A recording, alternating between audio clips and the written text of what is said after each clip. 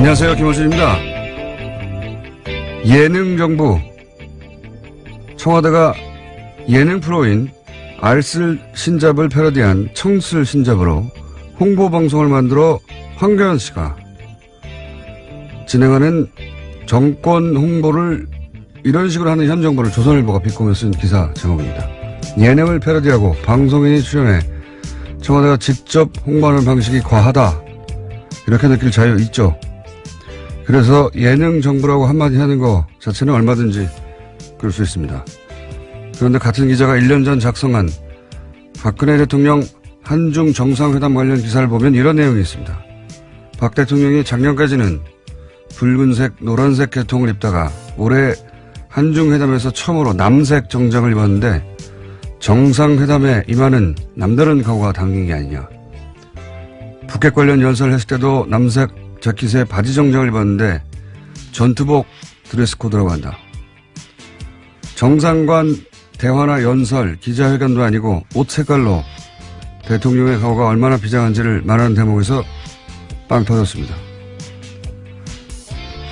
황교안 씨가 청와대 제작의 예능 패러디에서 정권 홍보를 하는 걸 예능 정부라고 할 거면 언론인이 자사 매체 지면을 통해서 이렇게 직접 대통령 홍보를 해주는 건 예능 언론이라고 해야죠. 요즘 조선을 벌리는 게 무척 즐겁습니다. 김어준 생각이었습니다.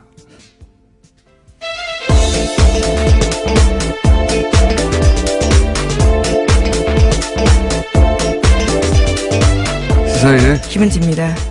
제가 황교 아니라고 했네요.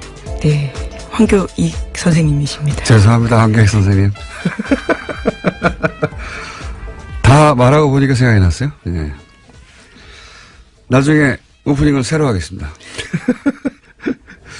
그 박근혜 대통령 패션 외교 이런 거 정말 언론들이 많이 써줬거든요. 예. 만다린 컬러라고 하나요? 예. 그 예, 그렇죠. 예. 차이나 컬러. 색깔만 바뀌는 바지 정장. 예. 근데 알고 보니까 최순실 씨가 자신의 취향으로 같은 의상실에서 같은 패턴으로 만들어 그런 거였어요. 예. 이걸 패션 얘기라고 얼마나 마사지를 해줬는지. 그런데 그랬던 조선일보가 지금 현 정부를 매일매일 비판하려고 하잖아요. 근데 정부가 아무리 못해도 매일매일 비판하기 쉽지 않거든요. 매일매일. 그래서 어떨 때는 폭소가 터집니다. 너무 애를 쓰니까 참 힘들겠다 싶어가지고 그 중에 나온 게 창의적인 예능 정부라는 비판이었어요. 황교안 선생님 죄송합니다. 갑자기 황교안 전 총리가 등극해버렸네요. 예. 제가 잘못했습니다. 첫 번째 뉴스는 뭡니까? 네, 어제 오후 3시 50분쯤 충북 제천시에 있는 복합 스포츠센터에서 불이 났습니다. 500명 가까운 소방 인력과 헬기를 포함해서 40여 대의 장비가 투입됐지만요. 불길은 6시간 지나서 밤 10시가 넘어서 잡혔습니다. 4차례에 걸친 수색 끝에 모두 29명이 숨지고요. 또 다른 29명이 다쳐서 병원에서 치료받고 있는 것으로 집계됐습니다. 사망자 대부분은 2층 여성 사우나에서 발견됐는데요. 훼손된 신체 일부가 추후가 발견되는 등 사망자가 더 늘어날 가능성도 있다라고 합니다. 사망자가 너무 많네요. 예. 사고 원인은 소방당국이 앞으로 정확하게 밝히겠지만은 장비 오동작 이야기도 나오더라고요. 예. 네, 그런 보도 나왔습니다. 이렇게 큰 사건도 이제 시간이 좀 지나면 다 잊혀질 텐데 장비 이야기가 나온 만큼 이건 이제 소방 당국에 대해서 비판하는 종의 기사인 건데 결국 다 돈이 있어야 해결되는 거거든요. 기계가 노후화된 탓이라서요. 예산 문제, 소방과 관련한 예산 문제 지난 이번 예산 때도 문제가 됐었는데, 시간이 지나서 이 사건은 또 잊혀지겠지만, 꼭 이 예산 문제는 다시 거론됐으면 좋겠습니다. 네. 장비를 바꾸려면 돈이 있어야 되죠. 자, 다음 뉴스는요. 네, 검찰이 군 내부 자체 수사기관에 맡겼던 사이버 댓글부대 수사를 조사에 나섰습니다. 국군 기무사령부의 국방부 댓글조사 TF 감청 논란 계기로요, 조사에 들어갔다라는 건데요. 검찰 관계자는 군 관계자를 참고인으로 조사 진행한 부분이 있고 추가로 조사할 수도 있다라고 밝혔습니다. 덧붙여서 국방부 TF에서 하고 있는 것과 별도로 진행하고 있는 부분이 있다라고도 밝혔는데요. 기무사의 조사 TF 감청 사실이 드러나면서 검찰의 군 댓글부대 수사는 활기를 되찾고 있다라는 겁니다. 아니, 굉장히 잘하는 거죠. 예. 군이 군을 수사해서 군이 자체적으로 덮어버린 사건이나 축소해버린 사건의 역사는 정말 길어요. 정말 많은데, 그럴 때마다 이제 군의 특수성을 항상 얘기해왔죠. 근데 이 사건은 군의 특수성 때문에 일어난 일이 아니에요. 애초부터. 이건 거꾸로 그 군의 특성을 굉장히 이제 폐쇄적이고, 예. 군 내부에서 대부분의 일들을 처리하는 자체적으로 그 특성을 이용했죠. 그래서 일반 수사로 할 수 없다는 점을 이용해서 군대 내에 정치적 댓글 알바 부서를 설치를 해버린 거 아닙니까? 모르게. 예.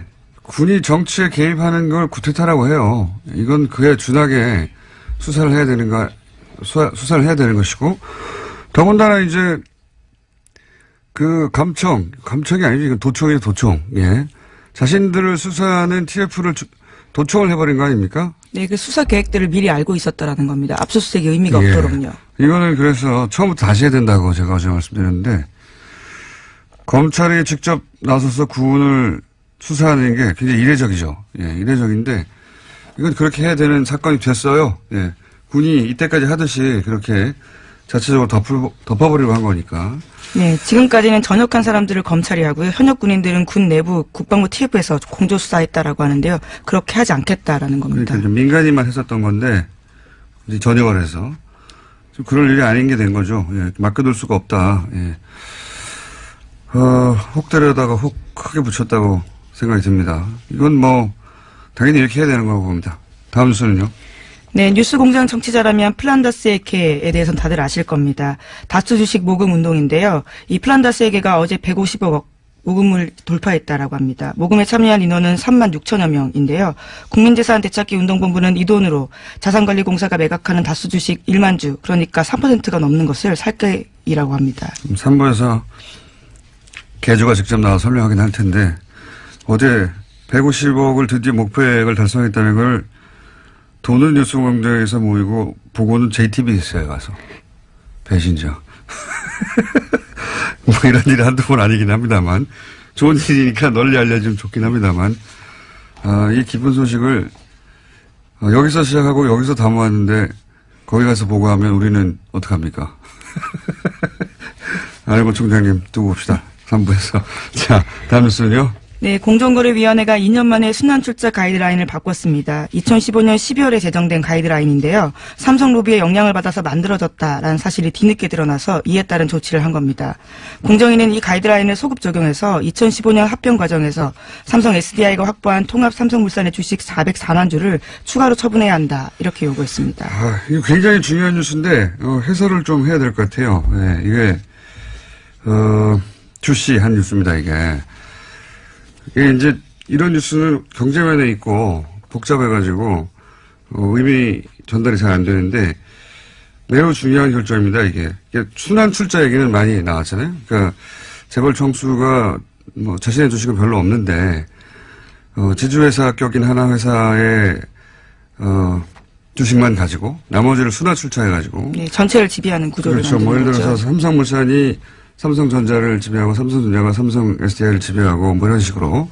그래서 순환 고리를 만드는 여기에 대해서 이제 우리가 규정이 있어요. 이런 순환 출자를 못하게 하는 규정이 있는데 이게 뭐하고 관련돼 있냐면 최순실 게이트하고 관련이 있습니다. 최순실 게이트 당시 우리가 다 알듯이 이제 삼성물산과 그리고 제일모직이 합병을 했잖아요. 그때 이번에 이재용 재판 판결문을 보면 삼성의 미전실 유명한 지금 말을 최순실 정규를 말 지원을 했다고. 네, 장충기 차장도 거기서 소개했습니다. 네. 거기 판결문을 보면 거기서 로비를 해서 공정위의 방침을 바꿨다는 거거든요.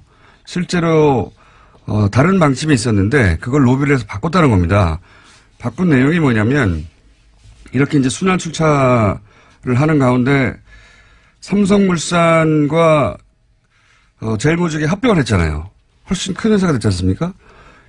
그러니까 2015년에 공정위는 뭐라고 했냐면 이거는 강화됐다. 기존에 이렇게 고리가 있었는데 그 고리가 더 튼튼하게 강화됐기 때문에 기준 강화된 만큼을 덜어내라. 그렇게 가이드 별로 문제가 없는 것 같잖아요. 이렇게 보면. 근데 그 가이드라인 자체가 삼성이 로비를 해서 그렇게 했다는 거예요. 그럼 원래 어떻게 했어야 되느냐? 원래는 새로 생긴 거로 봐야 된다는 겁니다. 고리가 원래 이렇게 뭐 동그랗게 만들어져 있었다면 그 고리가 하나 삐쭉 따로 하나 생겼다. 그래서 총수의 지배 권한 여기서는 이제 이재용 부회장이 삼성을 지배하 더욱 이 순환 고리로 효율적으로 지배할 수 있도록 만들어줬다. 새로 고리가 생긴 거다. 이렇게 봐야 되는데 그러면 새로 생긴 고리만큼 다 털어야 되거든요. 주식을 다 털어야 되는데 2015년에는 강화됐다고 보고 강화된 부분만 털은 거예요. 그러니까 가이드라인을 다시 애초에 그랬어야 하는 그 가이드라인대로 바꾸면 이제는 주식을 한참 더 많이 팔아야 되는 겁니다. 네, 그래서 공정위가 삼성 쪽에다가 주식 처분할 수 있도록 예규 만들어진 지 6개월 동안의 유예기간 주겠다라고 밝혔는데요. 삼성 쪽에서는 공정위 가이드라인 파악해서 공식 입장 내놓겠다라고 하고 있습니다. 그러니까 이제 총수의 지배력을 강화시키기 위해서 로비를 했고 이건 뭐 1심 판결문에 나온 겁니다. 그래서 실제로 공정위 방침이 바뀌었는데 이것을 2년 후에 다시 그 새로 고리가 만들어지는 거니까 그 주식을 다 털어라. 이렇게 해서 총수의 지배력을 약화시키는 걸로 다시 원상복구. 애초에 그랬어야 하는 방향대로 굉장히 중요한 결정입니다. 이거는 굉장히 중요한 결정이고 공정위가 잘한 일이죠. 해설이 그렇게 많지 않아서 좀 길게 설명을 했습니다. 자, 다음 뉴스는요. 네, 황교안 전 국무총리가 2018년 자랑스러운 성균관인에 선정됐다라고 하는데요. 이에 대해서 반대하는 서명운동 참여자가 3,500명을 넘었습니다. 오늘 아침 경향신문에는 반대 광고까지 실렸는데요. 이들은 수천 명의 동문이 황교안 동문에게 제기하는 의혹과 자중하라는 요청에도 황 동문은 SNS를 통해서 오히려 거짓 뉴스라고 매도하고 있다면서 이러한 태도에 선정에 반대하는 동문들이 더 많이 참여하게 됐다라고 비판하고 있습니다. 여기서 황교안 씨가 나오는데 제가 오프닝 잘못해서 굉장히 재밌는 뉴스입니다. 이게 대학 동문회가 학교가 제정한 상을 반대한다고 신문 광고를 냈다. 이건 처음 보는 일이에요. 근데 황교안 전 총리가 자랑스럽다고 생각하는 성대 동문들도 있을 수 있잖아요. 네. 그래서 제가 제안을 하나 할까 합니다. 뭐냐면 찬성 반대 서로 연대 서명 대결을 벌이는 거예요. 그래서 연대 서명 숫자가 더 많은 쪽에서 새로 성균인사를 선정하는 것으로, 예.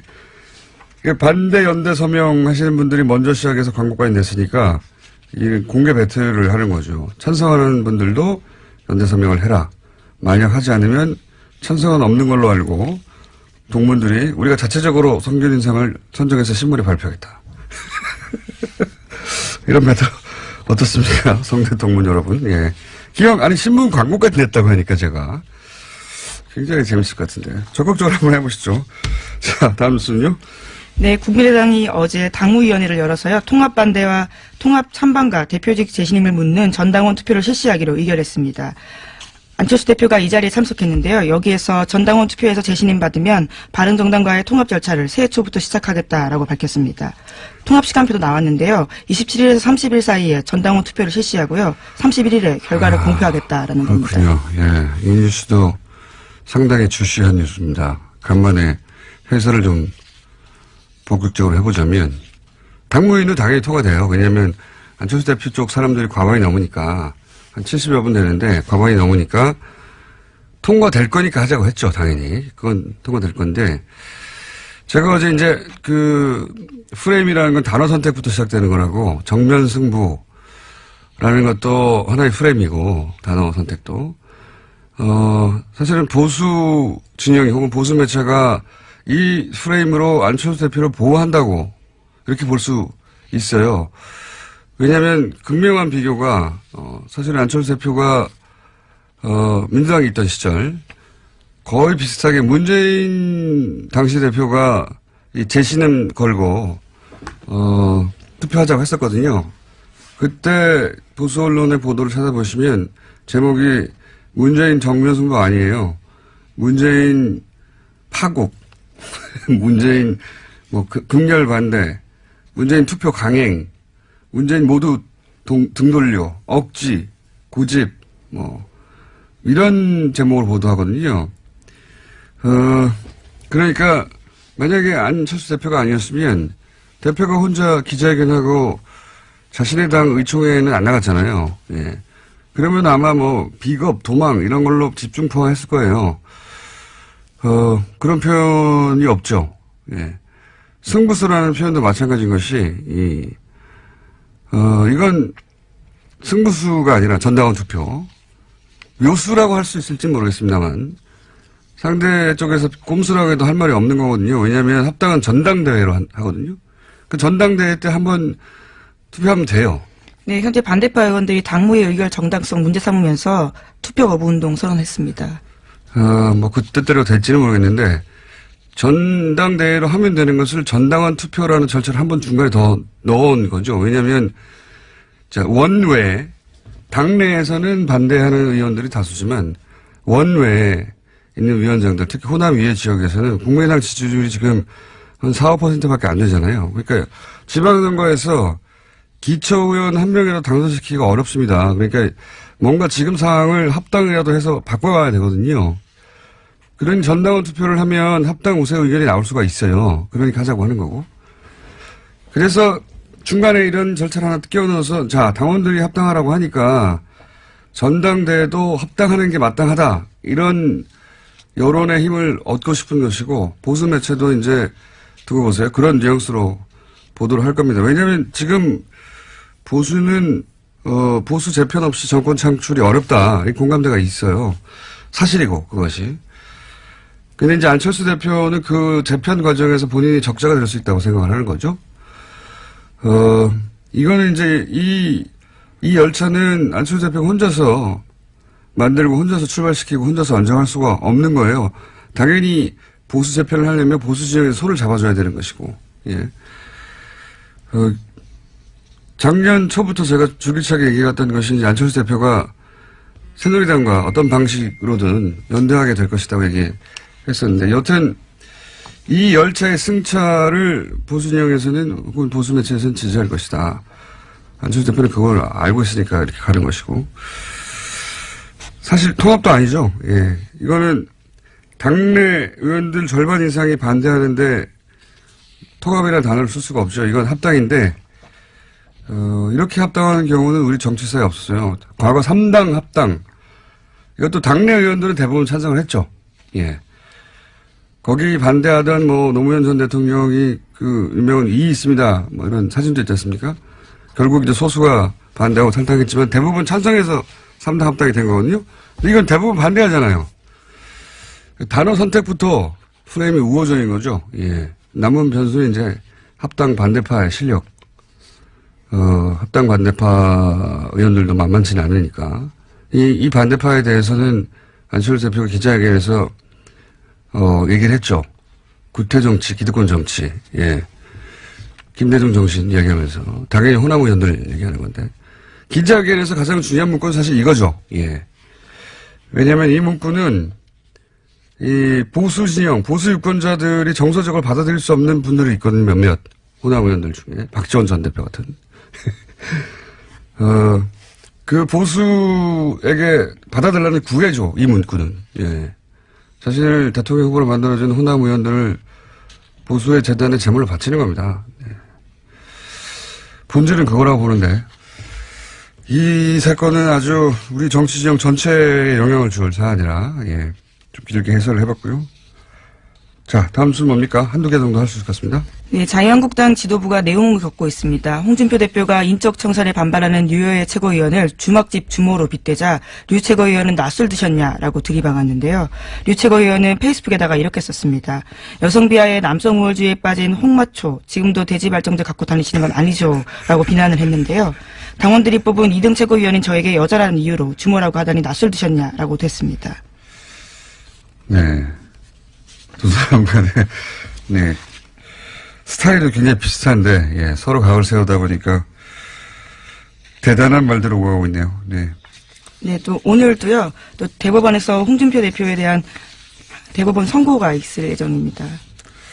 알겠습니다. 그 선거 역시 다음 정계 개편에, 보수 정계 개편에 지대한 영향을 미칠 변수가 되는 거죠. 지금 안철수 대표의 합당, 저는 합당이라고 부르는 게 맞다고 보는데, 합당 열차와 이 대법원 판결 둘 다 지대한 영향을 미칩니다. 네, 1심은 유죄였고요. 2심이 무죄였기 때문에 3심이 지금 어떻게 될지. 알겠습니다. 오늘은 여기까지 하겠습니다. 시사인의 김은지였습니다. 감사합니다. 자, 오늘은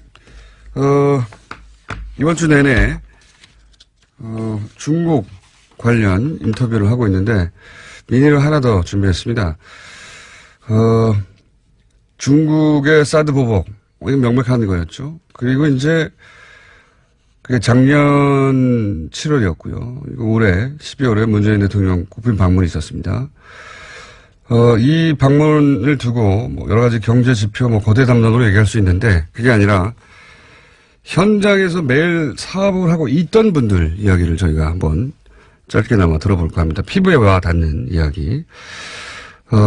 중국에서 사업하고 계신 김민옥 대표 연결해 보겠습니다. 안녕하십니까? 네, 안녕하십니까? 네. 먼저 중국에서 어떤 사업 하시는지 간단히 소개해 주십시오. 네, 저는 중국 14년째고요. 예. 현재 지금 저희 한국 천안 GPS 코리아에서 개발한 친환경 아동 왕구를 수입해서 중국 총판을 하고 있습니다. 그렇군요. 사업은 잘 되십니까? 네, 감사합니다. 잘 되고 있습니다. 자, 그러면 이제 뭐, 언론에서 여러 가지 말들이 있지만, 직접 사업하시는 분들이 현장에서 느끼는 감은 또 완전히 다를 것 같아서, 이제 작년 7월부터 사드 보복이 있다, 여러 가지 보도가 있었는데, 이게 이제 업종마다 다르고 지역마다 다르긴 합니다만, 직접 겪으신 반응 있으십니까? 이 사드 보복 관련해서? 네, 말씀하신 대로 맞습니다. 중국에서 현재 워낙 민족도 많고 넓기 때문에 지역마다 차이가 좀 있습니다. 저는 사실 영향을 크게 받았다는 쪽은 아니고요. 제가 뭐 간단히 말씀드리면 제가 받은 영향은 저희는 왕구를 가져다가 중국 백화점에 납품을 합니다. 예. 이런 경우에 이제 예전에는 저희가 박스를 쌓아놓으면 박스 밖에 메이드 인 코리아가 적혀 있어요. 예. 사실 중국 사람들은 굉장히 그 외국 제품에 대한 선호도가 높습니다. 그렇기 예. 때문에 예전에는 말이 없었는데 사드가 터진 이후로는 그 제품을 보면 소비자들의 인상도 안 좋고 백화점에 영향이 있다 해서 그거를 그 소비자가 보지 않는 곳에서 다 철수하게 하고 또 저희가 이제 백화점 영업을 합니다. 영업을 할 때 저희는 한국에서 개발한 아동 친환경 제품이라고 광고를 하는데 이런 부분도 아이들의 교육상이나 백화점에 볼 때 악영향이 있으니 허용을 안 하는 경우가 많이 있었죠. 메이드 인 코리아를 안 보이게 해라? 네네, 그렇죠.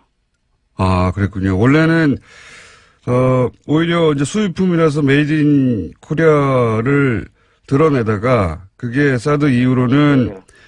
그거 고객들이 보면 안 되니까 그러면 박스를 다 제거해달라고 그랬습니까? 그렇죠. 저녁에 이제 고객이 안 없는 상황에서 그걸 다 제거해서 아침에는 볼 때는 메이드 인 코리아가 안 보이게 조치를 했죠.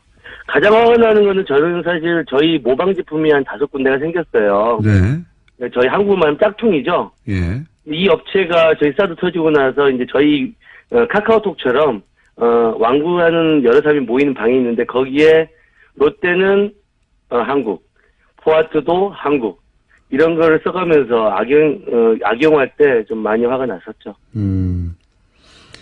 그리고 이제 그 메이드 인 코리아를 안 보이게 해달라고 하는 이유 중에 하나가 아이들 교육에 좋지 않고 백화점 이미지에 안 좋다고 안 보이게 해달라고 했다는 거죠? 그렇죠. 예, 당시 분위기가 그랬군요.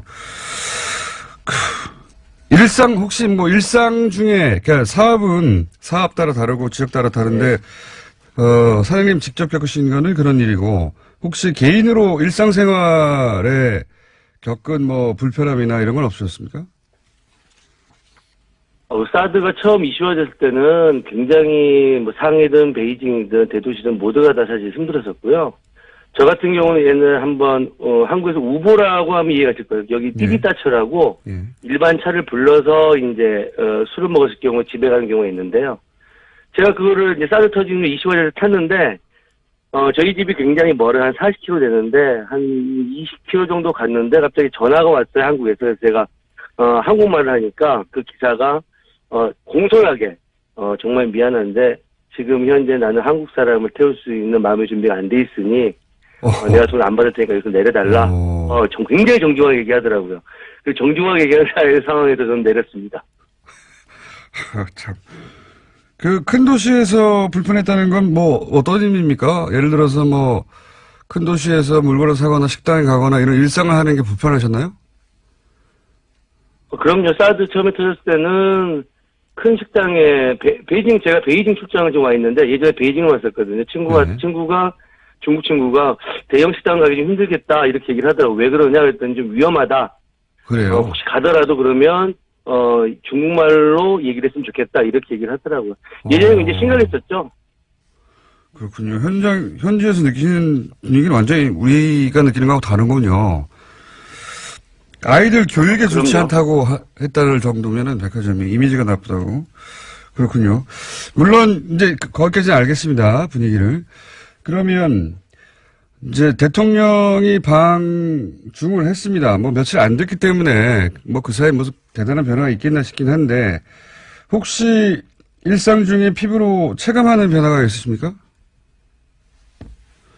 사실 한국 뉴스를 자주 보는데요. 한국 뉴스에서는 이제 사실 여행 유커 때문에 영향이 크다고 생각을 하시는데 사실 여기 분위기는 한 10월 달 정도부터는 사실 사드가 어느 정도 일반 서민들한테는 이슈화가 이제 안 되고 있습니다. 아, 올해 10월부터는. 예전에는 중국 친구들만 소위 봉합 국면이라고 했던 그 시점이군요. 어허. 네네, 거의 지금은 이슈화가 오히려 한국은 굉장히 더 커지는 분위기인데 저희는 이쪽에서는 좀 더 잠잠해진 분위기입니다. 아, 그렇군요. 그러니까 사드에 대한 이야기를 이제 대중적으로든 중국 언론에서도 점점 안 하고 있다. 그렇군요. 혹시 그러면. 그렇죠. 예. 그럼 이제 그 박스, 메이드 인 코리아 안 떼고 백화점에 제품 반입이 가능해졌습니까? 아, 그럼요. 그건 꽤 됐습니다. 한 그렇군요. 7, 8월 달부터는 큰 문제 없이 영업을 하고 있습니다. 알겠습니다. 저희가 앞으로 계속해서 몇 차례 더 피부로 느끼는 변화가 뭔지 한번 짚어보려고 하는데 오늘은 중국 상해에서 지금 사업을 하시는 거죠? 네, 맞습니다. 네, 중국 상해에서 완구 사업을 하고 계시는 김인옥 대표 만나봤습니다. 감사합니다. 네, 감사합니다. 어쩌다가 저희 뉴스공장에 단골이 되신 분입니다.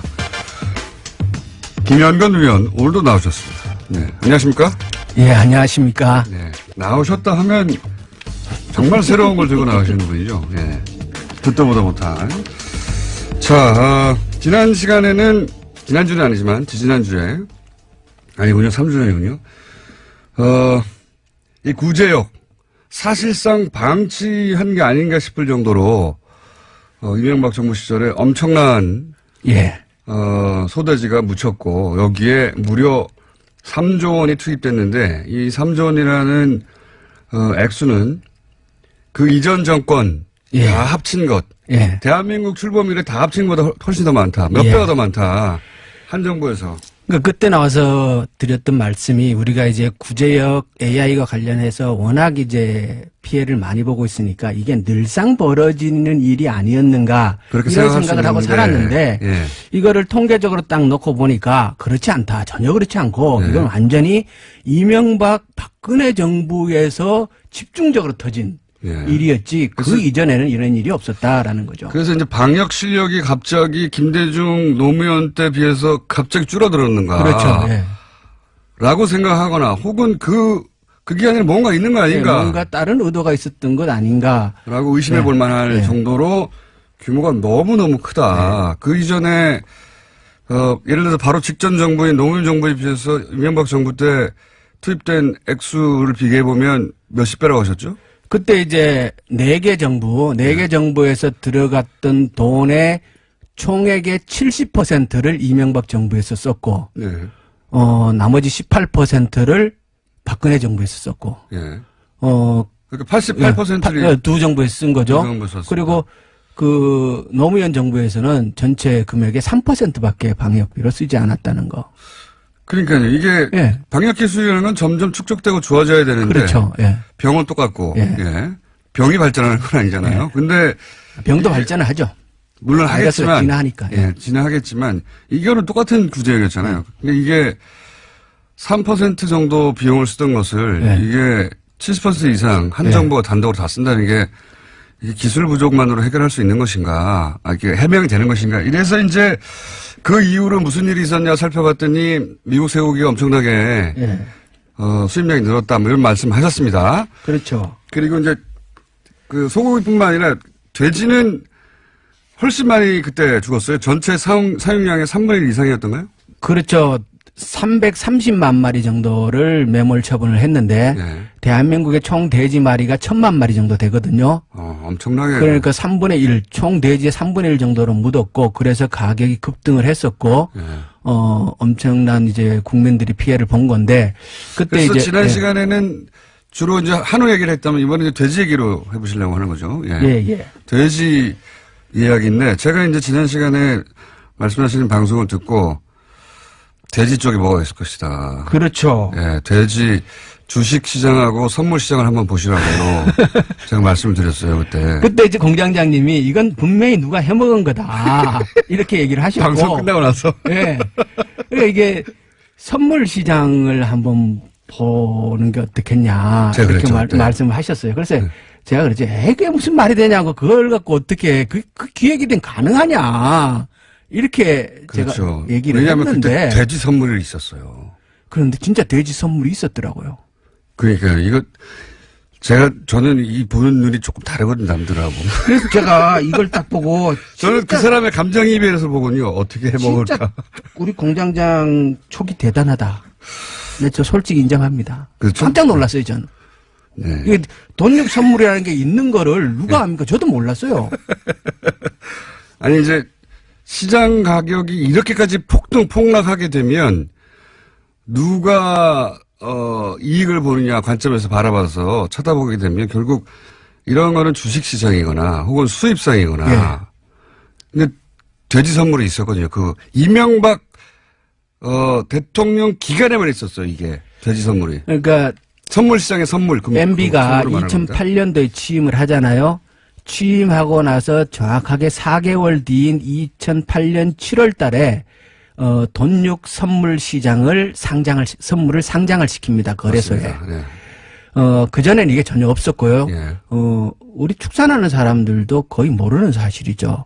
그런데 이명박 정부 말기에 없어져요. 예, 거래량이 2012년 없어서. 이후에 예. 거래도 전혀 없고 사실상 폐장이 됩니다. 맞습니다. 그래서 이게 폐장이 된 거냐라고 물어봤더니 그렇지는 않고 사실상 회장이에요. 예. 거래가 없으니까. 예. 근데 이렇게 누군가가 폭삭 망할 때 누군가는 반드시 돈을 버는 사람이 생기고 그 누군가는 반드시 돈을 버는 사람이 우연히 벌 수도 있지만 이런 기회를 만들어내서 스스로 돈 벌 수도 있거든요. 돈 장사꾼들은. 그래서 제가 한번 자세히 들여다보시라고. 자, 그러면 좀 설명해 주십시오. 예. 돈육 선물이 뭐냐면요. 일단 오일도 선물 있잖아요. 그렇죠. 뭐 6개월치, 1년치 이런 식으로 선물이 있는데 마찬가지예요. 돈육도 돼지를 키우는 사람이 매번 팔 때마다 이걸 어떻게 팔아야 되느냐를 고민할 수가 없잖아요. 네. 그러니까 내가 6개월 뒤에 생산될 거를 먼저 시장에 내놓고 파는 거죠. 네, 미리 파는 겁니다. 미리 파는 거예요. 예, 그래서 선물이죠. 예. 예. 그리고 육가공 업체도 가공업체는 계속 가공을 해야 되지 않습니까? 예. 그런데 내일 가공할 거를 오늘 가서 맨날 사가지고 가공할 수는 없잖아요. 예. 그러니까 3개월 뒤, 6개월 뒤에 내가 가공할 원료를 미리 사놓는 거죠. 예. 그래서 서로의 필요에 의해서 이 시장이 형성되는 거고 이렇게 하면 서로 간에 안정적인 공급이 확보되는 거니까. 원래 목적은 그거죠. 예. 예. 가격의 급등락에 대비해서 위험의 회피 수단이 되는 거죠. 그러니까 쉽게 예를 들면 만약에 20만 원의 그 선물을 샀어요. 예. 근데 나중에 가격이 30만 원이 되면 예. 많이 사면 엄청나게 돌아보는 거죠. 그렇죠. 한마디로 말해서. 예. 이런 원리로 시장은 형성되고 이것을 투자로 삼는 사람이 또 참여할 수 있는 거고 개인 그렇죠. 투자자도. 예, 예. 이게 이제 선물 시장인 거죠. 간단하게 그런데 설명하면 그렇습니다. 처음 만들어지는 시장이니까 예. 이 시장에 일단 장이 형성돼야 될 거 아니에요? 예. 그래서 초반에는 기관 투자가가 들어가서 시장 형성 역할을 합니다. 네. 그것을 누가 했냐 그러면 농협 선물이 했어요. 농협이 여기서 다시 등장합니다. 예. 그러니까 두 가지로 생각할 수 있어요. 하나는 돈육이니까 당연히 농협 선물이 들어가서 그 기관 투자가 역할을 하는 것이 맞죠. 예. 기능상. 예. 그런데 농가를 보호하기 예, 위해서. 예. 그런데 또 MB 때 농협이 또 관련된 게 많잖아요. 늘 농협이 등장하잖아요. 이제 김영건 의원님 보시기에는 항상 농협을 중심으로 보시니까 예. MB 때 농협이 다시 여기 등장했네 생각하신 예, 거죠. 예. 그래서 그때 그 이전까지 농협이 계속 있었지만 돈육 선물이라는 시장을 쳐다보지도 않았고 그거에 관여한 일도 한 번도 없었는데 예. 딱 MB가 들어오고 나서 이 일을 했고 MB 끝나면서 안 했어요. 예. 자, 그러면 이제 거기까지는 알겠고 구제역을 전후로 해서 예. 이 선물 시장의 그 돈육 선물 예. 이 어떤 변화가 있었는지 한번 설명해 주시죠. 당연히 구제역 터지고 나서 가격이 급등하죠. 아니 전체 대지의 3분의 1이 몰살당했으니까요. 예. 산채로. 예. 당연히 가격이 급등할 거 아닙니까? 당연히 급등할 수밖에 없지 않습니까? 그렇죠. 예. 예. 급등을 했고 그리고 이제 이 시장 자체가 거래 형성이 완전히 제대로 돼가지고 판이 커진 것 같지는 않아요. 네. 농협이 들어가서 무지 노력을 했는데 시장 형성을 원하는 만큼 제대로 시키지는 못한 것 같지만 생각만큼 커지지는 않았지만 그렇지만 가격의 급등 현상은 분명히 있었고 예. 이 과정에서 이익을 실현하고자 했다면 충분히 이익 실현은 가능했을 것이다라고 보는 거죠. 그리고 실제 이익 실현한 사람도 있죠. 있죠. 우리가 누군지 모릅니다. 예, 그건 몰라요. 근데 네. 분명히 선물 시장이라는 거는 이익을 목적으로 그것도 투기적인 이익을 상대적으로 목적으로 하는 사람들이 들어가잖아요. 원래 일반인- 선물이 예. 도박에 가깝죠. 예, 도박에 가깝잖아요. 6개월 후를 누가 합니까? 예. 1년 후를. 그렇기 때문에 누군가는 이득을 받는 것이 분명하고요. 예. 그런데 또 재밌는 거는 이게 구제역 그렇게 터지고 나서 한번 급등을 하고 나서 거래가 쫙 되고 시장이 팍 가라앉아요. 당연히 그렇겠죠. 그리고 나서는 다 쑥 빠져나가고 아무도 안 해요. 그래서 더 이상 아무도 선물을 안 그런 합니다. 상으로 보면 이게 꼭 떴다방 같아요. 그리고 금전적인 면에서 네. 최대 피해자는 농협이 되는 거 아닙니까?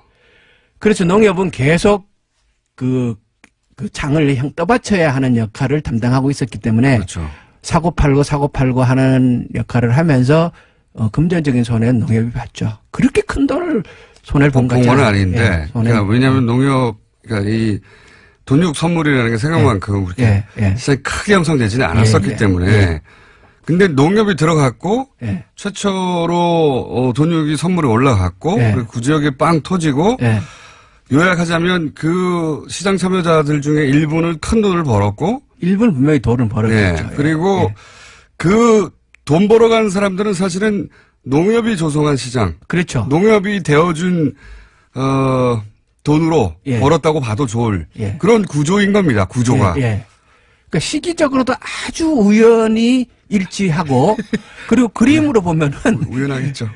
그림으로 보면 진짜 이거 완전 떴다방이에요. 기획부동산에 의한 떴다방. 처럼 보이는. 처럼 그 모양새가 딱 형성되고 그리고 나서 그 이후엔 전혀 아무도 거래도 하지 않고 쳐다보지도 않고 있는 거예요. 물론 뭐 이 시장 참여자들은 우리가 구제역이 발생할 줄 어떻게 알았겠냐.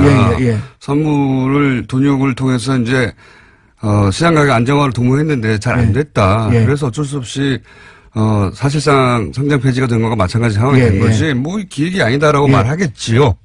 그럴 수도 있습니다. 그럴 수도 있고요.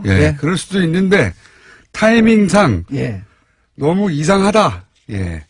매우 그리고 또 한 가지 제가 그 시점에 주식. 그렇죠. 구제역 관련해서 틀림없이 주식으로 이득을 본 사람들이 존재할 것이고 그 사람들은 이 구제역에 발생하기 이전에 그 주식을 매집했냐 아니냐를 따져보시면 알 수 있을 거라고 제가 이거 들여다보면서 진짜 이 공장장님 생각을 많이 했는데요. 이 동물적인 감각이 있는 것 같아요. 이명박 대통령을 오래 연구하다 보면은 이 구제역 관련주라는 말이 만들어진 게 이때예요. 네. 예, 그때 이제 구제역 그런 얘기가 이제 만들어졌는데 제가 이제 구제역 관련주와 관련된 주식들의 변화를 살펴봤더니 특이한 점이 있어요. 몇 개 종목에서 네. 구제역이 발생하기 이전에 이제 주식의 가격의 등락은 구제역이 발생해갖고 본격적으로 문제가 될 때 막 치고 오릅니다. 그럼 너무 당연합니다. 그건 너무 당연한 거예요. 사건이 발생했으면 예. 이익을 보는 주식들이 올라가죠. 사람들이 관심이 생기고 네, 그럼 맞습니다. 당연히 그 돈을 이득을 얻기 위해서 막 사고 팔고 할 거란 말이에요. 예. 하는데 구제역이 발생하기 한 6개월 전부터 그 몇 개의 종목에서 이상하게 가격 등락은 없는데 거래량이 이미 늘고 있는 종목들이 있었다는 거예요. 제가 말씀드린 게 그겁니다. 이거는 좀 이상해요. 이거는. 구제역이 발생한 이후에 주가의 등락을 보지 마시고 네. 구제역이 발생하기 이전에 네. 그 등락할 주가, 그러니까 올라갈 주가를 사전에 매집한 아이들 죄송합니다. 사전에 매입한 흐름이 있을 것이다. 그걸 찾아보시면 누가 관련이 있는지 알 수가 있더라. 그러니까 주로 이제 구제역 관련주라는 그 회사들이 예. 그 수입육 이렇게 업체들 예. 대형 업체 그 업체나 백신 관련 그렇죠. 업체나 당연히 백신 가격이 올라가고 그리고 구제역이 발생하면 상대적으로 그 소비가 늘어날 닭고기 예. 이런 쪽이 이제 혜택을 받죠. 예, 그렇죠. 특히 그래프나 이렇게 보면은 가장 상대적으로 혜택을 본 쪽은 닭고기 쪽이에요. 네. 예. 돼지고기가 너무 비싸지고 예. 대체고기로 닭고기가 나오고 예. 뭐 이런 그 구제 관련주들이 급상승했어요. 예. 당시에. 예. 그런데 그 중에 몇 개의 종목에서 네. 매집해 사전에 조용하게 계속 거래량이 늘어나 있는 현상이 분명히 신기하죠. 신기해요. 구제역이 알 걸 어떻게 알고. 네. 둘 중에 하나죠. 엄청난 예지력과 운. 예. 아니면 이상한 거죠. 예. 그런 게 있죠. 예. 네, 있어요, 분명히. 그런 흐름이 있습니다. 그런 흐름에, 그래서 이제 지난 시간에는 어쩔 수 없는 구제역인 자연재해처럼 발생했고, 그것이, 이명박 정부 시절에 엄청나게 파묻었는데, 실력이 부족인가 참 이상하다. 너무 많다. 근데 이제 그 결과적으로는 어쨌든 누가 의도했든 아니든 그렇게 많이 소가 죽고 한우 농가가 줄어들고 하면서 쇠고기 수입이 엄청 늘었다. 그게 지난 시간이고 이번에는 이제 돼지는 어떤가? 그러니까 이제 역대 정부상 실력의 차이가 참 컸었고, 예. 그리고 이게 MB 때 집중적으로 구제역으로 인한 피해가 있었다. 예. 그런데 이것이 혹시라도 의도된 것이 아닌가라는 의심을 말씀을 하셨는 거고. 그러니까 너무 많이 묻은 거 아닌가. 그래서 전혀 아닐 거라는, 어찌 인간이 그럴 수가 있겠는가라는 관점에서 강력한 부정을 하면서도 들여다보기는 봤는데, 보니까 예. 이게 더 이상해지는 것 같더라고요. 흐름이 있긴 있죠. 뭔가 입증하기는 그냥 어렵습니다. 이게 뭐 추측을 하지 않더라도 팩트만 정리를 해봐도 뭔가 이거 어떻게 알고 이랬지? 예. 예, 그런 점은 분명히 있더라는 사실. 예, 그걸 이제 보고하시러 오신 거죠. 오늘은 이상한 거 발견했다. 예, 예. 예. 그러면 이런 것도 비교해 주십시오. 실력 부족 탓인가, 혹은 뭐 의도적인가를 가눌 때 예. 갑자기 그 방역 실력이 전 정부에서는 높다가 그 다음 정부에서 갑자기 떨어지고 갑자기 올라가고 그럴 수 없지 않습니까? 그러니까 이제 비교를 단순하게 해주시면요. 오늘 이제 어젯밤에 조사를 해봤어요. 예. 그러니까 작년 이 시점을 비교해서 작년에 우리가 이제 AI 때문에 참 홍역을 치렀잖아요. 예. 작년 이 시점에 우리가 매몰 처분한 닭 수가 1,900만 마리를 묶고 있었더라고요. 작년에. 예. 900만 마리. 그래서 올해는 우리가 몇 마리를 묶고 있는가? 10초밖에 안 남았습니다. 17만 마리를 묻었어요. 닭은 한 마리도 안 묻고 오리만 묻었어요. 그래서 결론. 대통령이 바뀌니까 닭도 행복하다. 김영권 의원이었습니다. 예, 고맙습니다.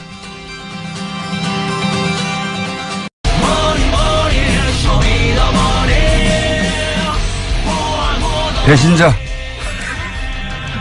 나라고 전 청장님 나오셨습니다. 안녕하십니까. 예, 안녕하십니까. JTBC에 나가시고. 돈은 뉴스공장에서 다 모았는데 완료 보고를 JTBC에서 예. 사실 그 유수공장이 모았다는 것을 거기 가서 이야기하려고 그랬습니다. 주인된 방송에서 할 수 없잖아요. 하지만 그런 내용은 전혀 나오지 않았습니다. 아니 근데 잘하신 거예요. 왜냐하면 저는 그 보면서 무슨 생각을 했냐면 지금 150억은 마감됐죠. 예. 예. 150억은 마감됐지만 이 150억보다 더 필요할 수도 있잖아요. 그렇습니다. 예. 더 필요할 수도 있기 때문에 최대한 많은 분들에게 이런 일이 있다. 예. 알려두는 것이 굉장히 중요하다고 예. 생각하면서도 배신자라고 제가 속으로. 자, 이제 여기서 시작했으니까 여기서 리포트를 좀 해 주십시오. 최종 보고를 현재. 어제 그 오후 2시 50분에 네. 저희들이 마감을 했고요. 플란다스 이게. 네, 그래서 총 그 150억 800만 원이 그로 마감이 150억 됐습니다. 800만 원. 대단합니다. 참여 인원은 그 36,477명. 여기 참여해 주신 분들께 감사의 말씀을 먼저 드립니다. 야, 대단합니다. 이게 청량님하고 저하고 수육 먹다가 시작한 얘기거든요. 그렇습니다. 여름나절, 여름나절에, 이걸 어떻게 막을까. 이거, 어떻게 막을까 하다가 사람들과 함께 막자. 예. 이러면서 이제 주식을 우리가 매집해가지고, 너 얼마 드냐고 해서 150억 그래서, 야, 이거 쉽지 않다. 예. 예. 했는데, 이 불과 3주 만에, 아마, 대단합니다. 전무후무한 일이 아닌가 지금 생각됩니다. 150억 정말 어마어마한 돈이거든요. 예. 이게 이제 개인들이 모여서 낸 돈 아닙니까? 예. 어마어마한 돈입니다. 우리 국민들의 여망이 너무 크다는 것을 저희들이 이제 느끼게 됐고요. 이제 마음으로는 상당히 사실 마음이 무겁습니다. 지금 이 상황을 보면 촛불에 참여했던 그런 마음으로 아마 자기들의 그 여러 가지 사연들이 많더라고요, 보니까. 근데 촛불에 참여했던, 촛불 집회에 참여했던 그런 심정으로 내가 참여해야 되겠다. 예. 그런 분들이 대다수예요. 이게 경제적 이익을 바라고 하는 것도 아니거든요. 그렇습니다. 돈 불려서 돌려줄 게도 없어요. 그죠? 네, 그렇습니다.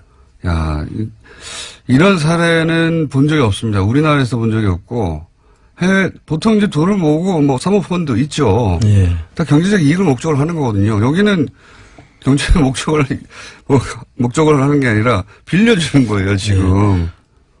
오로지 그 다스의 실소유주가 다스는 누구 겁니까에 대한 대답이죠. 이게 그러니까요. 그 다스는 누구 겁니까라고 했는데 아무도 대답을 안 하니까 같이 밝혀내자고 하는 우리 거. 국민들이 나서서 그럼 내가 밝혀볼게 하는 거거든요. 대단한 겁니다. 정말 대단한 겁니다. 예. 기사를 이 관련해서 기사들도 이제 제법 많이 나오고 예. SBS도 그리고 JTBC도 이 뉴스를 보도하는 것이 너무나 이례적이고 예. 뭐 예를 들어서 뭐 어떤 지난 정권의 부패나 어떤 의혹에 대해서 기사를 쓰고 뭐 검찰이 수사하고 하는 것 이외에 국민들이 직접 참여해서 범인 누구야? 예. 나도 참여해서 밝히고 싶어 이렇게 하는 거거든요. 예. 참여할 기회를 주세요. 이거거든요. 전부 다. 대단한 겁니다, 정말. 두고두고 나중에 기록이 될 것이고 예. 청년님은 개주로 예. 그리고 배신자로 이렇게 되죠. 저는 여기서 모으고 JTBC가 저희가 이렇게 약간 미완성품을 내놓으면 네. 포장을 쫙 해가지고 고급스럽게 해서 백화점에 빡 내놓습니다. 실제로 어제 가서 이제 제작진을 만났는데요. 내가 뉴스 공장에서 이 일을 했다는 걸 이야기해도 되느냐 그랬더니 해도 된대요. 근데 왜 안 하셨어요? 근데 사실 어제 그 화재 때문에 맞습니다. 정신이 없었어요. 좀 줄어들기도 했을 것이고. 예. 그래서 이야기를 잘 다 못했는데. 변명은 듣고 싶지 않고요. 어쨌든 대단한 일이고, 예, 이건 뭐 저는 해외 토픽 카메라가 봅니다. 예. 외신에서 잘 몰라서 그런 건데, 요 내용을 정확하게 전달하면 이거 해외 토픽 카메라예요, 정말로. 그렇습니다. 지난 정권의 의혹에 대해서 시민들이 자발적으로 돈을 내서 돈을 빌려가지고 그 주식 일부를 사서 그 의혹을 밝혀보겠다고 나선 거, 이런 방식으로 될 줄 누가 알았겠어요. 자. 정말 상상을 못했습니다. 자, 돈은 150억을 모았습니다. 근데 150억에서 마감한 이유가 이제 작년 기준으로 한 140, 5억 정도. 예, 5억이면, 아마도 3%는 살 수 있을 것이다. 예, 3%가 이제 만주거든요. 예. 만주를 살려고 저희들이 이제 한 보니까 작년에 145억이 이제 만주를 살 수 있는 금액이었고 그 기준으로 저희들이 모금을 한 것이고요. 네. 그랬었는데 지금 평가가 이제 1월 한 20일경에 나오겠죠. 상대평가 가지고 한다면서요. 예, 요번에 이제 그 국감 때 하도 이게 너무 비싸게 책정해가지고 네. 못 파는 거 아니냐. 네. 이런 질문을 많이 받았기 때문에 그분들이 지금 상당히 긴장을 하고 그 평가를 새롭게 가장 근접한, 현실에 근접한 평가를 하려고 하고 있는 것 같습니다. 그 작년 평가액보다 높거나 낮거나 어떤 경우가 되더라도 반드시 누구나 납득할 만한 기준이 제시되지 않으면 가만히 있지 않을 테니까요, 이제는. 예. 굉장히 신경을 많이 쓰겠죠. 근데 이제 그런 평가를 통해서 145억보다 더 높아질 수도 있지 않습니까? 예. 그럴 경우는 어떻게 합니까? 만약에 150억 이상이 되면 그때 가서 다시 또 우리 국민들한테 힘을 또 보여달라고 요청을 해야 될 것 같습니다. 그때는 시간이 되나요? 이렇게 예를 들어 1월 20일 날 발표를 했어요. 예, 1월 20일 발표를 하고 나도 그 매각 공고가 나온 데까지는 한 달 정도 예, 한 시간이 달이면 있습니다. 뭐 충분합니다. 저희들 3주에 150억이 모였는데 뭐. 한 달이면 300억도 먹을 예, 수 어제 닫고 나니까 전화가 오신 분들 중에 이제 이런 분들이 계셨어요. 이런 속도면 우리 1,000억도 넘게 모을 수 있다. 이거 다 모아가지고 다 사자.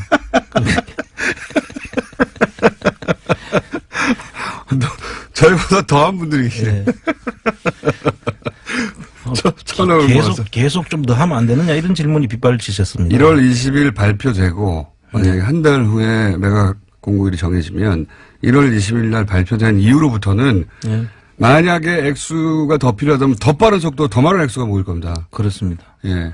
그때는 지금보다 훨씬 더 많은 속도로. 지금 그냥 준비하는 단계거든요. 근데 그때는 이제 그 실질적인 타겟이 정해지면 액수가. 국민들 참여 속도가 이보다 훨씬 더 그러니까 높여도 소용없다는 걸 말씀드리고 오히려 높였다가 더 열이 받아가지고 3%가 아니라 6% 사버리겠다고 할 수도 있어요. 네, 그렇습니다. 함부로 행동하지 마십시오. 자, 높을 경우에도 걱정 없다. 예. 네, 지금 저희가 저는 이렇게 빨리 될지 몰랐습니다. 모일 줄은 알았는데 불과 3주 만에. 그래서 입찰에 경쟁자가 나타나더라도 그렇게 걱정하실 필요가 없다. 근데 경쟁할 만하다 우리가. 예. 경쟁은 하겠지만 우리가 터무니없는 가격으로 들어갈 이유는 없고요. 이것도 다 우리 국민들 돈인데 네. 최대한 저희들이 합리적이고 전략을 해서 사야 되지 이걸 무조건 따라가면서 맹추격할 필요는 없습니다. 네, 알겠습니다. 김치국은 나중에 마시시고요. 그러면 법률 준비도 되고 있는 거죠, 변호사분들이. 이 주식 소송과 관련된 전문 변호사분들이 네. 자발적으로 저희들 돕겠다고. 그분들 얼마나 또 신나시겠습니까? 예, 그분들도 특이한 상당히 사례. 막 본인 일들처럼 막 즐거워하시더라고요. 나쁜 사람들. 네. 차용증은 어떻게 했습니까? 지난주에 차용증 네, 달라고. 지금 차용증에 대한 아이디어를 지금 구하고 있고요. 예. 이제 여러 가지 아이디어가 나오는데 처음에 참새로 봉황을 그리는 이야기 네. 나오셨는데 또 가니까 이제 부엉이가 어떠냐. 웬또 부엉이. 왜 부엉이냐 그랬더니 부엉이가 쥐를 잡는데요. 사람들 진짜 너무하네. 그래서 저는 부엉이가 쥐를 잡는 줄 사실 몰랐는데 그것 어떻게 했냐고 지금 아이디어가 들어오고 여기에 대한 저희들이 좀 여기에 좀 도안에 자신 있는 분들한테 좀 요청을 드려야 될 게 저희들이 좀 도안을 좀 아이디어를 내서 좀 만들어서 저희들한테 제시를 해주시면 이런 거는 집단지성에 힘을 빌리는 게 네. 최고입니다. 그리고 청취자들 중에는 고수들이 있거든요. 그렇죠. 틀림없이. 제가 웃긴 이야기지만 제 달력을 만든 적이 있어요. 저희 회사의 직원들이 저 약 올리려고 네. 웃긴 그림 모이라고 그래서 웃긴 그림 공모전을 했는데 선수들이 참여를 해가지고 너무 퀄리티 높은 게 나오는 네. 바람에 달력을 만들었거든요. 김원준 달력이 딱 너무 웃겨서 500개만 만들고 품절 냈습니다. 근데 선수들이 있습니다. 예, 부엉이 괜찮네요. 부엉이. 여하간 차용증을 그냥 종이에 신상명세만 적어서 원래 보내려고 하셨는데 그죠? 예. 근데 이제 차용증을 표고에서 걸어두고 싶다고 하는 분들이 많아서 기왕이면 제대로 만들자. 예. 아이디어를 공모하는 바이고 어디로 아이디어 제안을 합니까? 지금 저희 홈페이지로 가면 홈페이지로 되죠? 들어와서 좀 해주시면 좋겠고요. 이게 그 처음에 우리 그 플랜 다스게 예. 이 장명을 해주신 분이 있지 않습니까? 그것이 뉴스공장에 문자로 보내신 분이죠. 분입니다. 그분의 저희가 연락처를 아마 복원하고 있을 거예요. 아마 그 끝번호가 제가 기억하기로는 2115번으로 기억을 하는데요. 숫자는 정말 대단하네. 네, 숫자를 다 기억하시네. 그분이 지금 이걸 들으시면 예. 홈페이지에 한번 좀 올려주시면 내가 감사의 말씀을 좀 전하고 싶습니다. 저희가 문자를 한 번 더 보내주시면 저희가 하다못해 짧게 인터뷰라도 하거나 감사표를 보내드리거나 플란 다스의 개라고 하는 이름 이름도 큰 역할을 했습니다. 그렇습니다. 10월 25일 날 끝번호가 2115 쓰시는 분이 플란 다스의 개라고 하는 아이디어를 내주셨거든요. 예. 그분에게 감사표를 플란 다스의 개. 사실 대단한 제목입니다. 저희들이 그때 이야기를 하고 난 이후에 많은 그 정치자분들이 직접 사실 이에 대한 그 아이디어도 주시고 뒤에서 힘을 주셨지 않습니까? 이게 제가 볼 때는 저나 우리 그 공장장님께서 한 게 아니라 저는 그냥 아이디어를 냈을 뿐이에요. 저희들 아이디어를 내고 지금 밀려가는 거죠. 우리 국민들의 힘이 이렇게 무서운 걸 처음 저도 느꼈습니다, 사실. 이건 정말 어마어마한 일이고 대단한 일이고 역사의 한 페이지로 기록될 겁니다. 물산 장려운동 바로 밑에 등급 정도로 이런 일도 있었고 이렇게 많은 사람들이 참여해서 결국은 이런 결과까지 만들어냈다. 이게 다 그 운동의 제목부터 모든 게 시민들의 힘으로 만들어진 겁니다. 실제 저희는 그냥 옆에서 거들 뿐. 밀려가서 앞에서 먼저 걸어가는 것 뿐이죠. 그런데 이제 이 일을 하시는 분들은 이 돈은 전혀 건넬 수가 없기 때문에 서버도 운영해야 되고 사무실도 운영해야 되는데 그래서 운영비를 좀 보내달라고 하셨잖아요. 그 이제 실질적으로 이제 이 150억이라는 큰 돈이 들어오니까 이걸 뭐 저희들이 뭐 큰 부자인 줄 아는데 사실상 다 그 한 푼도 저희들이 건드릴 수 없는 돈이고요. 그렇죠.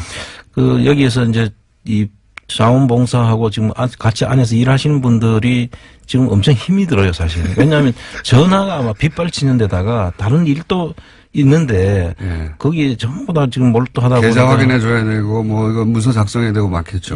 그러고 또 그 제대로 잘 써주시면 좋은데 이게 좀 잘못된 그 안 오고 힘내라 이런 거. 그래서 그런 분들 때문에 상당히 그 힘이 들었는데 그분들을 점심도 김밥으로 때우고 그렇게 지금 지났거든요. 알겠는데 지난번부터 몇 번 말씀하셨는데 사실 그 홈페이지를 통해서 어떻게 해야 되는지 잘 몰라요. 그러니까 처음에 이제 플랜 다스 기회가 이제 끝나면 일단 마감을 했으니까 그 사이에 이제 저희들이 후원을 좀 제대로 좀 후원을 좀 해주시면 회원 가입을 하고 그다음에 서명 운동을 하고 있습니다. 저희들이 그 특별법을 통과시켜달라는 그 서명을 하는 거고. 하다못해 1,000원이라도 좋으니. 그 와서 들어와서 이제 후원 좀 해주십시오. 이거죠. 정기 후원을 해주시면 저희들이 도움이 많이 될 것 같고요. 또 한 가지는 제가 MB 재산을 찾아서라는 제목으로 MB 재산을 찾아서 지금 그 도곡동 땅부터 시작해서 다스 승계 과정과 BBK까지 연결되는 과정까지를 스토리 펀딩을 지금 하고 있습니다. 다한 카카오에서. 거기도 후원을 그 내용을 보고 스토리 펀딩에 가입해 주시면 그 자체가 또 저희들이 국민재산 되찾기 운동본부의 그 재원으로 쓰이게 됩니다. 엄마 찾아 산말리가 아니라 재산 찾아 산말리. 재산 찾아 산말리. 자, 부엉이 준비될 테니까 어떤 도안인지 모르겠지만 부엉이가 들어간 차용증도 준비가 될 것이고 아마 많이 올 겁니다. 부엉이 도안을 여러 방식으로 활용해서 틀림없이 고급스러운 차용증이 나올 거라고 봅니다. 그리고 이제 이 운영에 나가시는 분들 다 자원봉사자들인데 매우 힘들다. 김밥 먹으면서 자비로 해결하고 있다. 이분들을 일 계속 할 수 있어야 되니까요. 거기 홈페이지에 보면 후원하는 코너가 따로 있다고 합니다. 그렇습니다. 뭐 1,000원이라도 상관없으니. 그리고 MB 재산 찾아 산말리 또 진행하고 계시고 그리고 최근에는 다음에서 스토리 펀딩도 시작하지 않으셨습니까? 그게 이제 MB 예, 그렇습니다. 그 제목이 MB 제사를 찾아서군요. 예. 거기에 스토리 펀딩을 하고 계시니까 거기서 스토리 펀딩에 참여하셔도 또 이 운영비로 예, 들어갑니다. 활용될 수가 있습니다. 100% 전부 다 저희들 재원을 쓸 계획입니다. 게다가 또 일손도 부족해서 자원봉사할 분들도 구하고 계시죠? 예, 지금 자원봉사 할 분도 지금 해외에서 국내로 들어와서 이제 한국에 들어오고 싶은데 여기에 좀 참여하겠다는 분도 지금 글을 올리신 분이 있고 해서 지금 저희들이 만나볼 생각이고요. 계속 좀 많은 분들이 참여해 주셔서 사실 이게 플랜 다스 개만이 우리 일이 아니거든요. 이제 본격적으로 해야 될 일들이 이제 그동안에 부정 축제 재산을 불린 분들에 대한 재산을 찾는 일이 저희들이 본연의 업무니까 그 업무도 계속 지금 할 예정입니다. 사무처장님이십니까? 사무총장님이십니까? 네, 사무총장 겸 집행위원장입니다. 겸 개주 겸 전 대구지방국세청장 겸 배신의 아이콘. 자, 스토리 펀딩도 하고 있습니다. 도곡동 땅, 다스 승계 과정, BBK 관련 연재가 다음에 해서 이루어지고 있으니까 거기 찾아서 거기서 후원을 하셔도 되고 홈페이지 가서 후원을 하셔도 되고 혹은 자원봉사를 하고 싶다 하시는 분들 혹은 사용증 도와는 내가 할 수 있겠다 싶은 분들 네. 페이팔은 언제 됩니까? 그 페이팔을 안 그래도 계속 저희들 연락을 했는데 페이팔을 저희들이 못 했는데 페이팔이 문제가 뭐가 있었냐면 해외에서 돈을 보낼 때 수수료가 꽤 많이 뛰는 거예요. 예. 그리고 또 우리가 돌려줄 때 또 수수료도 떼야 되니까 네. 이게 사실 그 수수료에 그냥 근데 방법이 없어요. 예.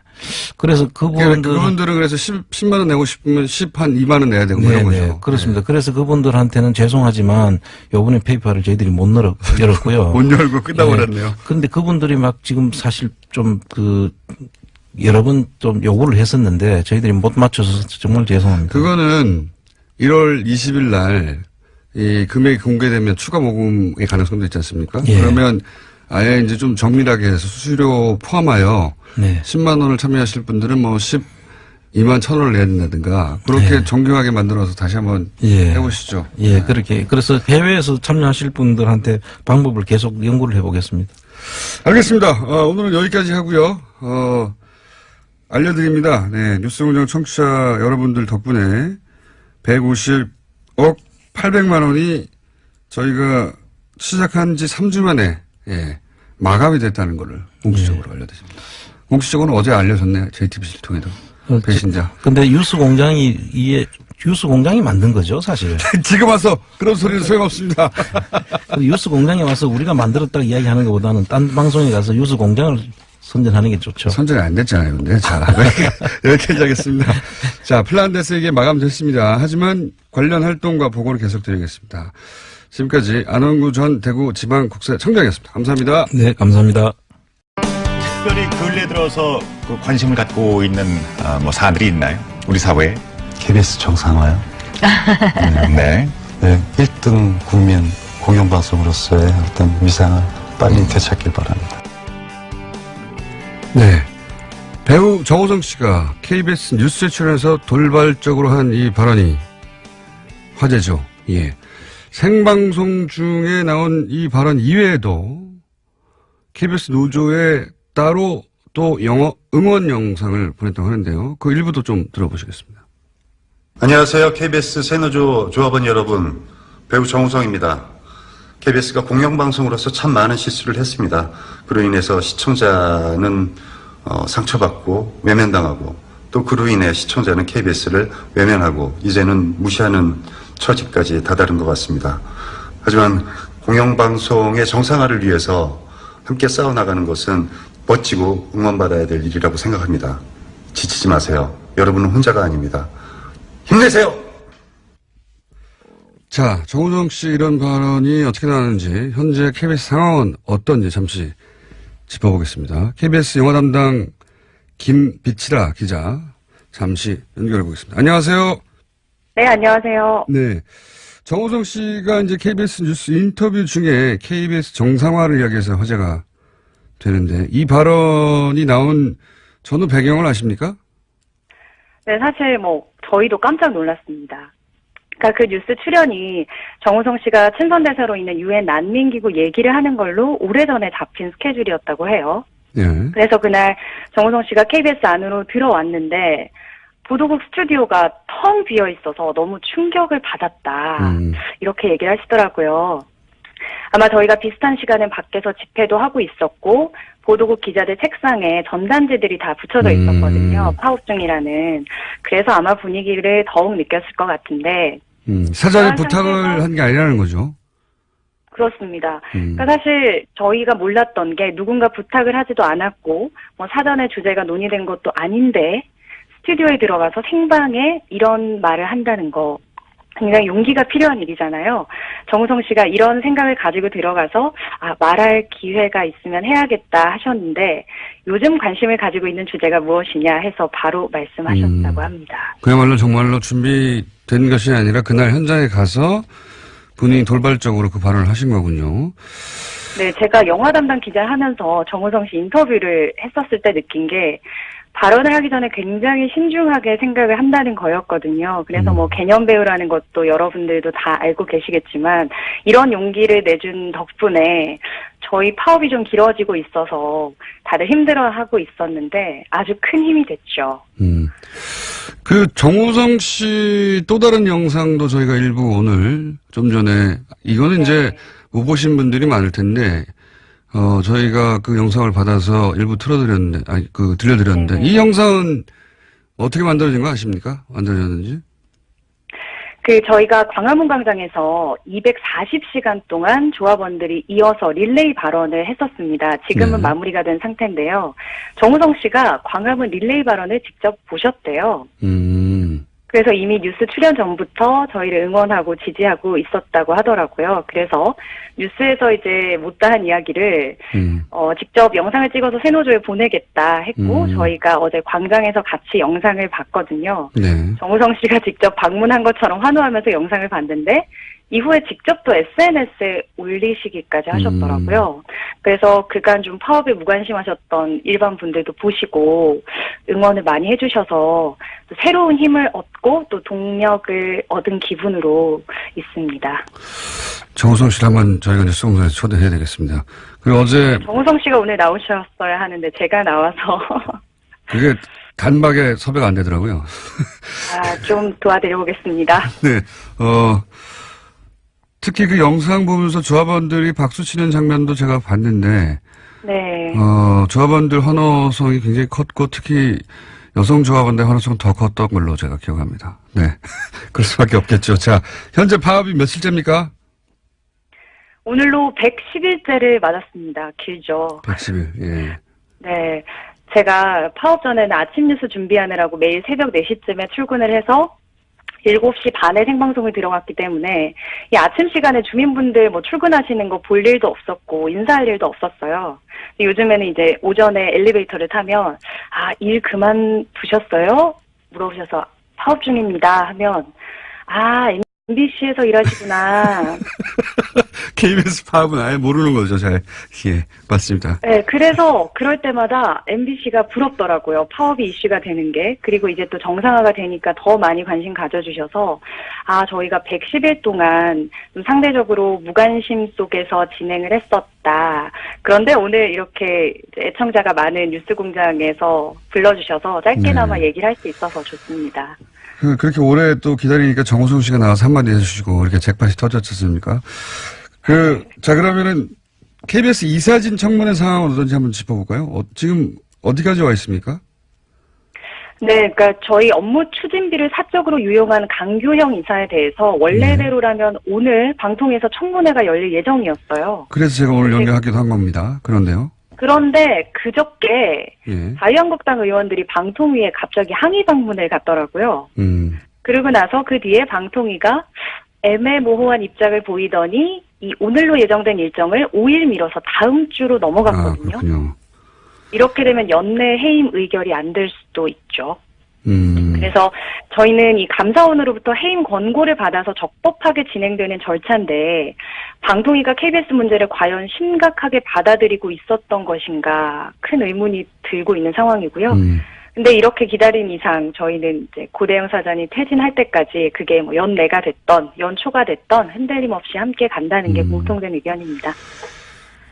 그 청문회 이후에는 바로 해임 절차에 들어갈 수 있는 거죠. 청문회가 열리면 적어도. 그렇습니다. 그러니까 방통위 전체회의에서 해임 건의안이 의결이 되면 대통령에게 이제 결정권이 돌아가고요. 예. 그렇게 되면 강기영 이사가 해임된 자리를 이제 구여권과 구야권 이사가 현재와는 다르게 역전이 되기 때문에 예. 그렇게 되면 방송법에 따라서 이사장을 교체하고 고대영 사장을 해임하는 절차로 넘어갈 수가 있죠. 그렇군요. 근데 그게 연내에 완료될 줄 알았는데 자유한국당의 항해 방문으로 이게 연기가 된 상황이다. 그래서 5일 후로 연기됐다. 이런 거죠, 현재. 그렇습니다. 예. 그 업무 추진비 부당 사용의 내용은 그 애견 카페 맞죠? 네, 사실 뭐 최근에 MBC PD수첩에서 그 실제 애견 카페도 많이 찾아가서 보신 분들도 있을 텐데 애견 카페를 방문하고 애견 동호회 회식을 하는 데에 KBS 로고가 크게 박힌 법인카드를 사용을 했고 그러니까 개인적으로 자신이 기르는 강아지를 위해 썼다는 거죠, 사실은. 그렇습니다. 그리고 뭐 방송 보신 분들도 아시겠지만 KBS 법인카드를 강아지를 위해서 사용하는 것에 대해서 그 애견 동호 회원들에게 직접 나는 우리 가족들 몰래 KBS에서 나오는 돈이 있으니까 강아지 키우는 거다. 이렇게까지 이제 공식 발언을 했었고 그래서 또 저희에게 제보가 들어온 그런 사례도 있었고요. 이렇게 사용한 게 벌써 300만 원이 넘습니다. 자, 그 강기영 이사에 대한 해임 권고가 오늘 원래 해임 권고 받아서 이제 청문회가 이루어지기로 했었는데 청문회는 5일 연기된 상태입니다. 그동안 그 KBS 공영방송으로 기능을 제대로 못했다고 하는 시민의 질타가 많이 있었습니다. 여기 대해서 지금 파업을 110일째 이어가고 있는 구성원으로서 시청자들에게 하고 싶은 말 있으십니까? 파업을 하면서 방송의 힘이 참 크구나 이런 걸 느끼고 있습니다. 저희가 밖에 나와서 KBS 문제에 관심 좀 가져주세요라고 외치고 있을 때 저희도 뉴스공장을 포함해서 언론에서 우리 이야기를 다뤄줬으면 네티즌들이 우리에게 관심을 가져줬으면 하는 바람인데 지금까지 도움이 필요하다고 느끼셨던 분들이 저희가 그들의 이야기를 듣지 않았을 때 어떤 심경이었을까 느끼고 있고요. 이제라도 바꾸지 않으면 안 된다라는 절박함으로 파업을 하고 있습니다. 뭐 KBS 안 보면 되지 않느냐, 볼 게 얼마나 많은데라는 분들도 계신데 여러분의 수신료로 만드는 뉴스가 정말 제대로 만들어지면 어떨까 기대를 저버리지 않으셔도 좋고요. 끝까지 포기하지 않아주셨으면 좋겠습니다. 알겠습니다. 여기까지 듣겠습니다. 오늘 말씀 감사합니다. 네, 감사합니다. 네, 지금까지 110일째 파업을 하고 있는 KBS 세노조 소속의 김미치라 KBS 기자였습니다. 자, 불친절한 AS. 정호성 씨를 뉴스공장으로 불러서 투샷을 찍는 건 공장장 자살행위 아니에요? 맞긴 하죠. 예. 그런 문자가 막 쇄도하네요. 사람들 참 너무하네요. 자, 그 외에,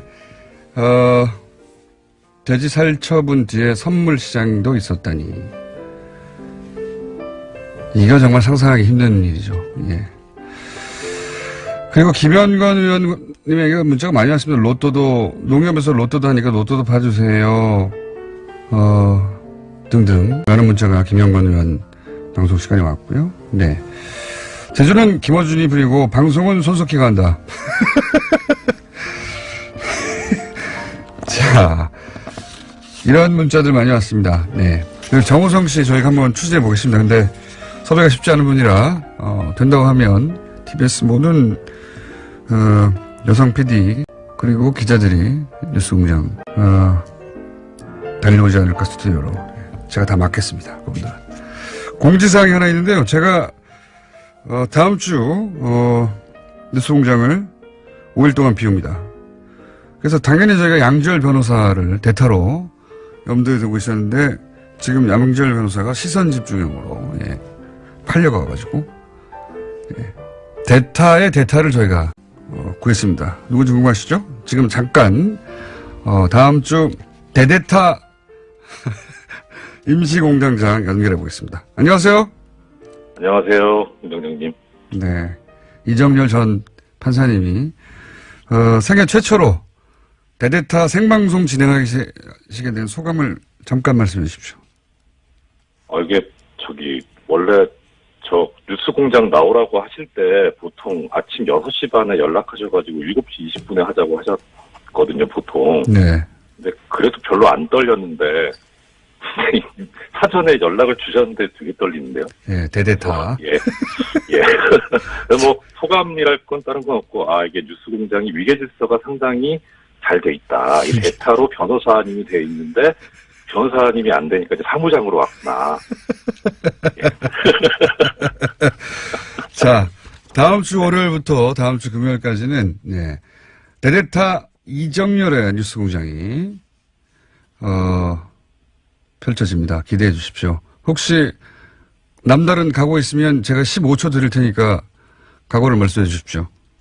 각오랄 건 없고 어차피 워낙 공장장님께서 훌륭하게 하셨으니까 저는 이제 권한대행일 뿐이니까 원래 권한대행이 법적으로 새로운 사고를 할 수는 없고 현상 유지를 잘해야 되는 거거든요. 네. 현상 유지에 힘쓰고 그리고 공장장님께서 평소에 하시듯이 헌법에 나와 있는 대로 뉴스공장의 주권은 청취자에게 있고 모든 권력은 청취자로부터 나온다 이 생각으로 임해보겠습니다. 저는 그런 생각을 하고 있지 않습니다. 저는 내 맘대로 해야지 이렇게 생각하고. 그러니까. 자, 지금까지 데데타 다음 주 월요일부터 뉴스공장 데데타를 진행하실 법무법인 동안의 사무장 이정열 전 부장판사였습니다. 자, 조선일보에서도 기사로 다뤘습니다. 예능 정부에 제가 오늘 아침에 오프닝을 하다가 황교안 선생님은 황교 아니라고. 자, 황교익입니다. 황교안 아닙니다. 예능 정부의 폴리테이너라고 부르던가요? 조선일보에서 그렇게 부르던데. 예. 세상에 그런 말이 어디 있어요? 왜 폴리테이너? 기자가 그러면 정치 기사 쓰면 뭐 폴리 리포터가 되나? 폴리 저널리스트가 되나? 그런 말을 만드는 그거 자체가 정치는 정치인이나 하는 거니까 너네들은 입 닥치고 있어라는 그런 거죠. 민주공화정에서는 모든 국민이 정치인이잖아요. 정치에 대해서 말할 수 있고 투표할 수 있고 그렇죠. 의견 제시할 수 있고 찬성 반대할 수 있죠. 주권이 권력이 국민한테 있는데 그 권력자 국민한테 니는 말해도 되고 정치를 말해도 되고 너는 말하면 안 되고 하는 그런 프레임을 갖다가 짠다는 것 자체가 독재 시대 때나 있는 발상이죠. 자, 화 그만 내시고요. 화는 자, 현은 선생님 오늘 어떤 음식입니까? 과메기 하려고 그래요. 과메기? 그래요. 예. 과메기칠이 돌아왔어요. 저는 거의 모든 음식을, 어떤 선입견 없이 잘 먹게 생겼고, 실제로 잘 먹는데, 과메기는 저 입에 딱딱 안 붙더라고요. 물론 그렇죠. 굉장히 좋아하시는 분들도 있긴 한데. 그 과메기라는 게 그냥 말린 생선을 날로 먹으니까 그 비린내도 사실 약간 있어요. 그리고 약간이 아니고 많이 있죠. 그러니까 먹기가 좀 거북해 하시는 분들이 있어요. 그제 신문에 보니까 이 과메기를 가지고 좀 나이도 좀 드신 그 두 어른께서 이렇게 싸우시더라고요. 과메기를 두고. 내가 먹는다. 아니요. 그러면 네가 먹어라. 과메기가 꽁치다, 청어다를 두고 술을 한잔 하셨나 봐요. 이게 꽁치냐 청어를 두고 원래 역사도 별거 아닌 걸로 싸우는 전쟁까지 가고 그래요. 부산에서 그게 뉴스로까지 나왔어요. 싸워가지고 대판 싸워서 어떻게까지 갔습니까? 조금 이렇게 좀 그랬었나 봐요 아마. 그러니까 뉴스로 날 정도면 경찰서 가고 시원 때문에 죠. 시원 때문에 대형 사고 나고 그러잖아요. 어쨌든 과메기가 꽁치냐 청어냐. 원래 과메기라는 말은 두 분 다 맞는 거 아닙니까 지금? 일정 정도? 아니요. 원래 청어였다가 원래 이제 청어 말린 것을 두고 과메기라고 했다는 그 기록은 조선에서도 보여요. 그래서 지금은 청어 과메기라는 말이 관목에서 왔다 그러거든요. 꿰서 말린다고 해서 이제 관목이라는 말을 썼는데 그게 이제 과메기라는 경상도 사투리로 이렇게 발음을 한 거거든요. 별걸 다 하시네요. 네. 그래서 과메기는 그 말린 청어를 뜻한다라는 것은 그게 맞는 것 같은데, 근데 이 사정이 1980년대 들어오면서 바뀌기 시작하거든요. 그 청어가 잘 안 나오기 시작해요. 1970년대 이후부터. 그래서 이제 말릴 청어가 없는 거죠. 그래서 말린 꽁치를 두고 과메기라고 부르기 시작을 해요. 그래서 지금 식감이 비슷합니까? 많이 다르죠. 말린 꽁치와 말린 청어는 두 개가 완전히 다른 음식이라고 할 수 있을 정도로 다릅니다. 근데 이거 가지고 조금 착각을 일으킬 수 있어요. 그럼 예전에는 그 꽁치를 안 말려서 먹었느냐? 꽁치도 말려서 먹었을 것이 분명하거든요. 그렇죠. 과거에는 오래 보관할 방법이 말리는 것밖에 없으니까. 그렇죠. 예. 뭐 말리거나 예. 영장하거나 예. 둘 중에 하나거든요. 그래서 그러니까 말린 꽁치도 있었는데 그게 예전에 과메기라고 불렀을 수도 있어요. 그거를. 예. 왜냐하면 눈을 뚫어서 눈 부분으로 이렇게 엮었다면 과메기라고 불렀을 아니요, 그 눈 뚫고 이렇게 말리지는 않았을 거예요. 그런데 말이라는 것은 그 과메기라는 말이 어디서 오는가 사실 민중들은 그렇게 크게 관심이 없거든요. 예. 그냥 말린 생선, 과메기. 요만한 사이즈의 말린 생선 과메기 아니야 이렇게. 과메기 뭐 이러면서 그렇게 불렀을 수도 있다고 봐요. 그래서 이 둘 다가 그냥 맞다라고 봐야 되는 거죠. 그러니까 두 분이 그렇게 싸우실 필요 없고. 무승부로 하시고. 근데 왜 이 과메기가 특별히 그 대중들의 사랑을 받았습니까? 1990년대 들어와서 이 과메기, 꽁치 과메기죠. 꽁치 과메기가 크게 번졌는데, 향토 음식에 대한 수요가 그때 1980년대에 만들어지거든요. 국풍 이럴 때인가요? 그거보다 이제 조금 더 지났었죠. 1980년대 향토 음식에 대한 수요가 이제 처음 만들어지고, 그게 꽁치, 과메기가 크게 번지는 것은 1990년대 들어와서이고요. 다들, 우리는 뭐 시골에서 다들 살았죠. 1960년대 이전까지만 하더라도 다, 농촌에서, 어촌에서 이렇게 살다가, 산업화 과정에서 다 도시로 오거든요. 그래서 도시로 한 20, 30년 도시에서 살다 보니까, 예전에 고향에서 먹던 음식에 뭔가가 있을 거야. 하는 그런 향토 음식에 대한 그 관념들이 만들어져요. 그러니까 그 이전에 60년대 이전에는 향토 음식에 대한 관념 같은 것은 없었습니다. 그래서 도시화가 진전되면서 이렇게 생긴 거군요. 그래서 그 지역 음식에 대한 수요가 이렇게 꽁치, 포항의 과메기로 이렇게 붙고 그게 크게 번져 나간 것이라고 봐야 됩니다. 최근에 과메기가 또 포항 지진 때문에 다시 주목받고 있죠. 그렇죠. 이 과메기가 포항 경제에 크게 이렇게 영향을 줘요. 실제 그 정도입니까? 네, 실제로.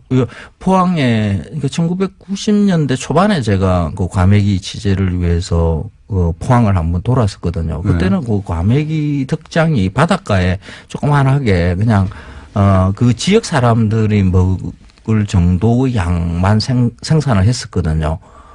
그런데 지금은 사정이 다릅니다. 포항에 과메기를 만드는 공장들이 굉장히 많습니다. 포항 경제에 영향을 미칠 정도예요. 그렇죠. 이게? 과메기는 포항에서 말려야 진짜인 것으로 많은 포항 과메기죠.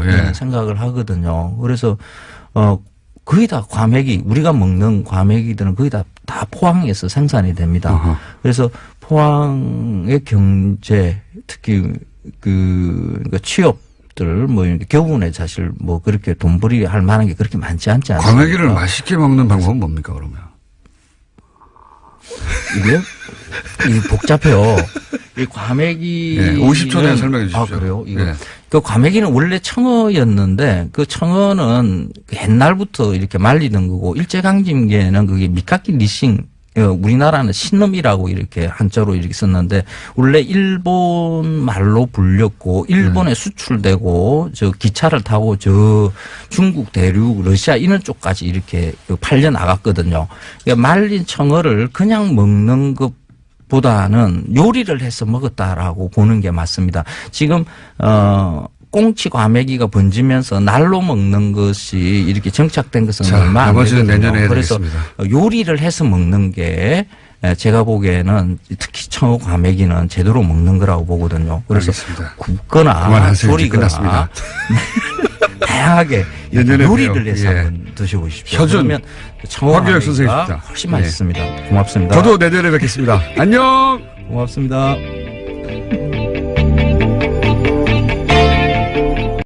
자, 오늘은,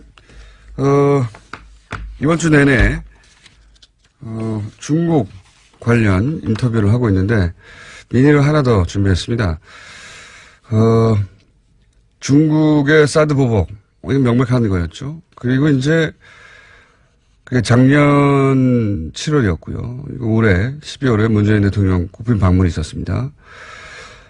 이 방문을 두고 뭐 여러 가지 경제 지표 뭐 거대 담론으로 얘기할 수 있는데 그게 아니라 현장에서 매일 사업을 하고 있던 분들 이야기를 저희가 한번 짧게나마 들어볼까 합니다. 피부에 와 닿는 이야기.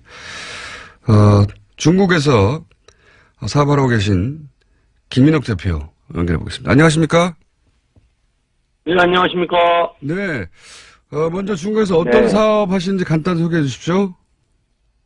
네, 저는 중국 14년째고요. 예. 현재 지금 저희 한국 천안 GPS 코리아에서 개발한 친환경 아동 왕구를 수입해서 중국 총판을 하고 있습니다. 그렇군요.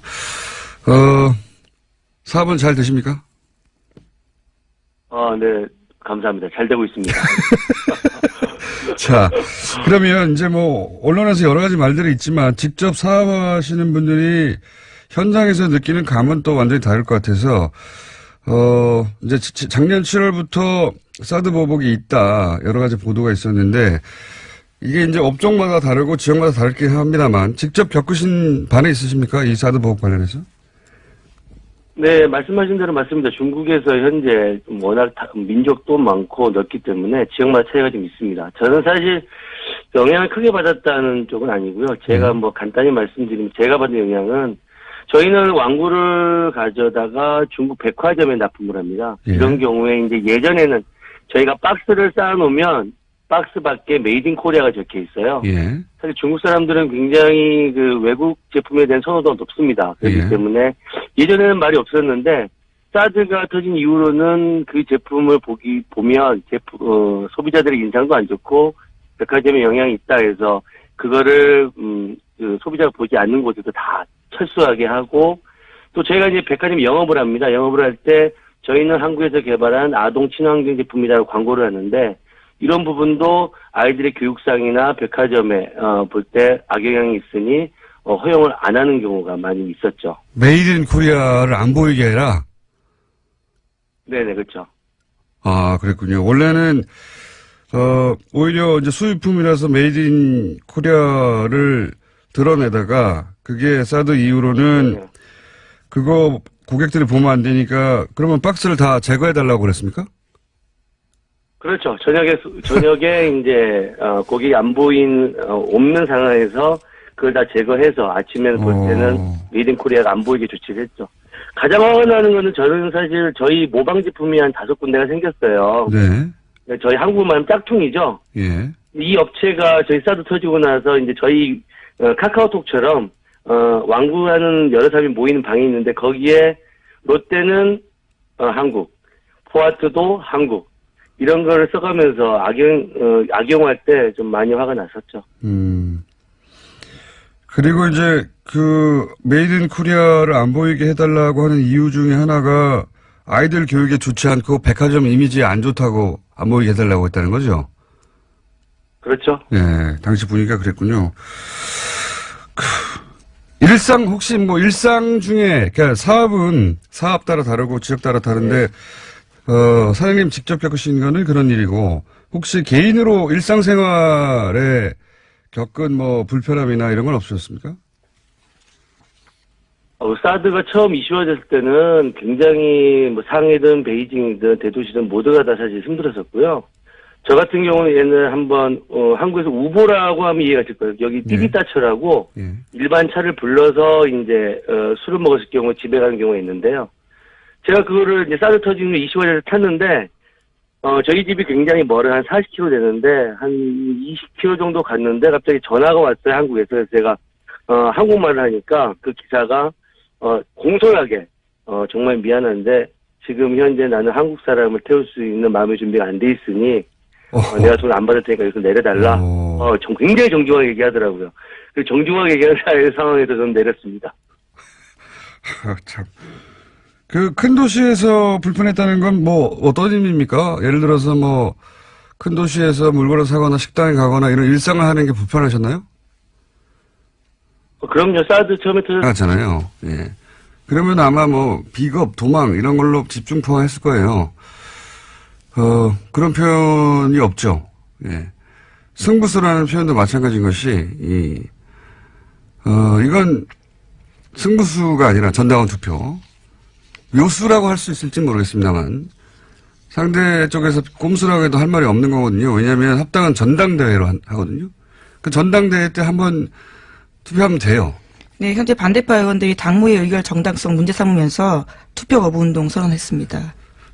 뭐 그 뜻대로 될지는 모르겠는데 전당대회로 하면 되는 것을 전당원 투표라는 절차를 한번 중간에 더 넣은 거죠. 왜냐하면 자, 원외 당내에서는 반대하는 의원들이 다수지만 원외에 있는 위원장들, 특히 호남 위에 지역에서는 국민의당 지지율이 지금 한 4, 5%밖에 안 되잖아요. 그러니까 지방선거에서 기초의원 한 명이라도 당선시키기가 어렵습니다. 그러니까 뭔가 지금 상황을 합당이라도 해서 바꿔가야 되거든요. 그런 전당원 투표를 하면 합당 우세 의견이 나올 수가 있어요. 그러니까 하자고 하는 거고.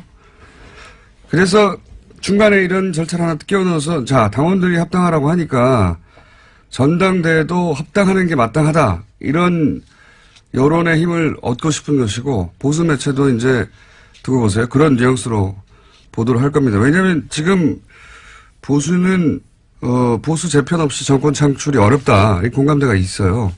사실이고 그것이. 근데 이제 안철수 대표는 그 재편 과정에서 본인이 적자가 될 수 있다고 생각을 하는 거죠. 이거는 이제 이 열차는 안철수 대표가 혼자서 만들고 혼자서 출발시키고 혼자서 안정할 수가 없는 거예요. 당연히 보수 재편을 하려면 보수 지역에서 손을 잡아줘야 되는 것이고, 예. 작년 초부터 제가 줄기차게 얘기했던 것이 이제 안철수 대표가 새누리당과 어떤 방식으로든 연대하게 될 것이라고 얘기했었는데, 여튼 이 열차의 승차를 보수 진영에서는 혹은 보수 매체에서는 지지할 것이다. 안철수 대표는 그걸 알고 있으니까 이렇게 가는 것이고.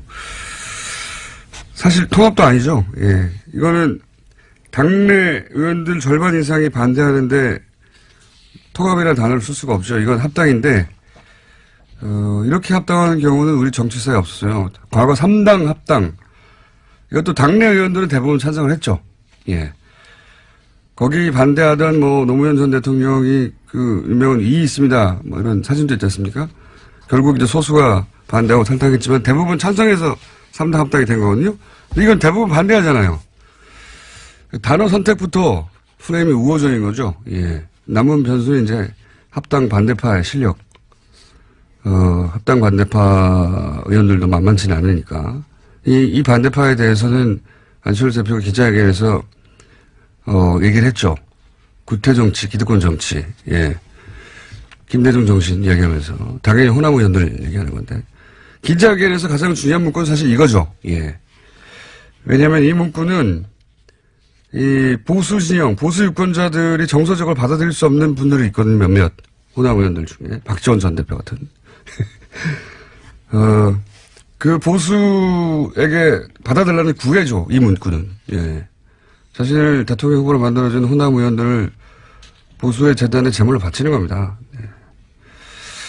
본질은 그거라고 보는데 이 사건은 아주 우리 정치 지형 전체에 영향을 줄 사안이라 예, 좀 길게 해설을 해봤고요. 자, 다음 순 뭡니까? 한두 개 정도 할 수 있을 것 같습니다. 네, 자유한국당 지도부가 내용을 겪고 있습니다. 홍준표 대표가 인적 청산에 반발하는 류여의 최고위원을 주먹집 주모로 빗대자 류 최고위원은 낯설 드셨냐라고 들이박았는데요. 류 최고위원은 페이스북에다가 이렇게 썼습니다. 여성 비하에 남성 우월주의에 빠진 홍마초, 지금도 대지 발정제 갖고 다니시는 건 아니죠? 라고 비난을 했는데요. 당원들이 뽑은 2등 최고위원인 저에게 여자라는 이유로 주모라고 하다니 낯설 드셨냐라고 됐습니다. 네. 두 사람 간에, 네. 스타일도 굉장히 비슷한데, 예, 서로 각을 세우다 보니까 대단한 말들을 오가고 있네요. 네. 네, 또 오늘도요, 또 대법원에서 홍준표 대표에 대한 대법원 선고가 있을 예정입니다. 알겠습니다. 그 선고 역시 다음 정계 개편에, 보수 정계 개편에 지대한 영향을 미칠 변수가 되는 거죠. 지금 안철수 대표의, 합당, 저는 합당이라고 부르는 게 맞다고 보는데, 합당 열차와 이 대법원 판결 둘 다 지대한 영향을 미칩니다. 네, 1심은 유죄였고요. 2심이 무죄였기 때문에 3심이 지금 어떻게 될지. 알겠습니다. 오늘은 여기까지 하겠습니다. 시사인의 김은지였습니다. 감사합니다. 해버린 사건의 역사는 정말 길어요. 정말 많은데, 그럴 때마다 이제 군의 특수성을 항상 얘기해왔죠. 근데 이 사건은 군의 특수성 때문에 일어난 일이 아니에요. 애초부터. 이건 거꾸로 그 군의 특성을 굉장히 이제 폐쇄적이고, 예. 군 내부에서 대부분의 일들을 처리하는 자체적으로 그 특성을 이용했죠. 그래서 일반 수사로 할 수 없다는 점을 이용해서 군대 내에 정치적 댓글 알바 부서를 설치를 해버린 거 아닙니까? 모르게. 예. 군이 정치에 개입하는 걸 구태타라고 해요. 이건 그에 준하게 수사를 해야 수사를 해야 되는 것이고, 더군다나 이제, 감청이 아니죠. 이건 도청이에요, 도청. 예. 자신들을 수사하는 TF를 도청을 해버린 거 아닙니까? 네, 그 수사 계획들을 미리 알고 있었다라는 겁니다. 압수수색이 의미가 예. 없도록요. 이거는 그래서 처음부터 다시 해야 된다고 제가 어제 말씀드렸는데, 검찰이 직접 나서서 군을 수사하는 게 굉장히 이례적이죠. 예, 이례적인데, 이건 그렇게 해야 되는 사건이 됐어요. 예. 군이 이때까지 하듯이 그렇게 자체적으로 덮어버리려고 한 거니까. 네, 지금까지는 전역한 사람들을 검찰이 하고요. 현역 군인들은 군 내부 국방부 TF에서 공조수사했다라고 하는데요. 그렇게 하지 않겠다라는 겁니다. 그러니까 좀 민간인만 했었던 건데, 이제 전역을 해서. 좀 그럴 일이 아닌 게 된 거죠. 예, 맡겨둘 수가 없다. 예. 혹 때려다가 혹 크게 붙였다고 생각이 듭니다. 이건 뭐, 당연히 이렇게 해야 되는 거라고 봅니다. 다음 뉴스는요? 네, 뉴스공장 청취자라면 플란다스 에케에 대해서는 다들 아실 겁니다. 다스 주식 모금 운동인데요. 이 플란다스 에케가 어제 150억 모금을 돌파했다라고 합니다. 모금에 참여한 인원은 3만 6천여 명인데요. 국민재산 되찾기 운동본부는 이 돈으로 자산관리공사가 매각하는 다스 주식 1만 주, 그러니까 3%가 넘는 것을 살 계획이라고 합니다. 3부에서 개주가 직접 나와 설명하긴 할 텐데, 어제 150억을 드디어 목표액을 달성했다는 걸 돈은 뉴스공장에서 모이고 보고는 JTBC에 가서 배신자. 뭐 이런 일이 한두 번 아니긴 합니다만, 좋은 일이니까 널리 알려주면 좋긴 합니다만, 이 기쁜 소식을 여기서 시작하고 여기서 다 모았는데 거기 가서 보고하면 우리는 어떡합니까? 알고 총장님 두고 봅시다. 3부에서. 자, 다음 뉴스는요. 네, 공정거래위원회가 2년 만에 순환출자 가이드라인을 바꿨습니다. 2015년 12월에 제정된 가이드라인인데요. 삼성 로비의 영향을 받아서 만들어졌다라는 사실이 뒤늦게 드러나서 이에 따른 조치를 한 겁니다. 공정위는 이 가이드라인을 소급 적용해서 2015년 합병 과정에서 삼성 SDI가 확보한 통합 삼성물산의 주식 404만 주를 추가로 처분해야 한다. 이렇게 요구했습니다. 이거 굉장히 중요한 뉴스인데 해설을 좀 해야 될 것 같아요. 네, 이게 주시한 뉴스입니다. 이게 이제 이런 뉴스는 경제면에 있고 복잡해가지고 의미 전달이 잘 안 되는데 매우 중요한 결정입니다. 이게 순환 출자 얘기는 많이 나왔잖아요. 그러니까 재벌 총수가 뭐 자신의 주식은 별로 없는데 지주회사 격인 하나 회사의 주식만 가지고 나머지를 순환 출자해가지고 네, 전체를 지배하는 구조를 그렇죠. 뭐 예를 들어서 삼성물산이 삼성전자를 지배하고 삼성전자가 삼성 SDI를 지배하고 뭐 이런 식으로. 그래서 순환 고리를 만드는 여기에 대해서 이제 우리가 규정이 있어요. 이런 순환 출자를 못하게 하는 규정이 있는데 이게 뭐하고 관련돼 있냐면 최순실 게이트하고 관련이 있습니다. 최순실 게이트 당시 우리가 다 알듯이 이제 삼성물산과 그리고 제일모직이 합병을 했잖아요. 그때 이번에 이재용 재판 판결문을 보면 삼성의 미전실 유명한 지금 말을 최순실 정규를 말 지원을 했다고. 네, 장충기 차장도 거기서 소개했습니다. 네. 거기 판결문을 보면 거기서 로비를 해서 공정위의 방침을 바꿨다는 거거든요. 실제로 다른 방침이 있었는데 그걸 로비를 해서 바꿨다는 겁니다. 바꾼 내용이 뭐냐면 이렇게 이제 순환 출차를 하는 가운데 삼성물산과 제일모직이 합병을 했잖아요. 훨씬 큰 회사가 됐지 않습니까? 그러니까 2015년에 공정위는 뭐라고 그랬냐면 이거는 강화됐다. 기존에 이렇게 고리가 있었는데 그 고리가 더 튼튼하게 강화됐기 때문에 기준 강화된 만큼을 덜어내라. 그렇게 별로 문제가 없는 것 같잖아요. 이렇게 보면. 근데 그 가이드라인 자체가 삼성이 로비를 해서 그렇게 했다는 거예요. 그럼 원래 어떻게 했어야 되느냐. 원래는 새로 생긴 거로 봐야 된다는 겁니다. 고리가 원래 요렇게 동그랗게 만들어져 있었다면 그 고리가 하나 삐쭉 따로 하나 생겼다. 그래서 총수의 지배 원한 여기서는 이제 이재용 부회장, 이재용 부회장이 삼성을 지배하 더욱 이 순환 고리로 효율적으로 지배할 수 있도록 만들어줬다. 새로 고리가 생긴 거다. 이렇게 봐야 되는데 그러면 새로 생긴 고리만큼 다 털어야 되거든요. 주식을 다 털어야 되는데 2015년에는 강화됐다고 보고 강화된 부분만 털은 거예요. 그러니까 가이드라인을 다시 애초에 그랬어야 하는 그 가이드라인대로 바꾸면 이제는 주식을 한참 더 많이 팔아야 되는 겁니다. 네, 그래서 공정위가 삼성 쪽에다가 주식 처분할 수 있도록 예규 만들어진 지 6개월 동안의 유예기간 주겠다라고 밝혔는데요. 삼성 쪽에서는 공정위 가이드라인 파악해서 공식 입장 내놓겠다라고 하고 있습니다. 그러니까 이제 총수의 지배력을 강화시키기 위해서 로비를 했고 이건 1심 판결문에 나온 겁니다. 그래서 실제로 공정위 방침이 바뀌었는데 이것을 2년 후에 다시 새로 고리가 만들어지는 거니까 그 주식을 다 털어라. 이렇게 해서 총수의 지배력을 약화시키는 걸로 다시 원상복구. 애초에 그랬어야 하는 방향대로 굉장히 중요한 결정입니다. 이거는 굉장히 중요한 결정이고 공정위가 잘한 일이죠. 해설이 그렇게 많지 않아서 좀 길게 설명을 했습니다. 자, 다음 뉴스는요. 네, 황교안 전 국무총리가 2018년 자랑스러운 성균관인에 선정됐다라고 하는데요. 이에 대해서 반대하는 서명운동 참여자가 3,500명을 넘었습니다. 오늘 아침 경향신문에는 반대 광고까지 실렸는데요. 이들은 수천 명의 동문이 황교안 동문에게 제기하는 의혹과 자중하라는 요청에도 황 동문은 SNS를 통해서 오히려 거짓 뉴스라고 매도하고 있다면서 이러한 태도에 선정에 반대하는 동문들이 더 많이 참여하게 됐다라고 비판하고 있습니다. 여기서 황교안 씨가 나오는데 제가 오프닝 잘못해서 굉장히 재밌는 뉴스입니다. 이게 대학 동문회가 학교가 제정한 상을 반대한다고 신문 광고를 냈다. 이건 처음 보는 일이에요.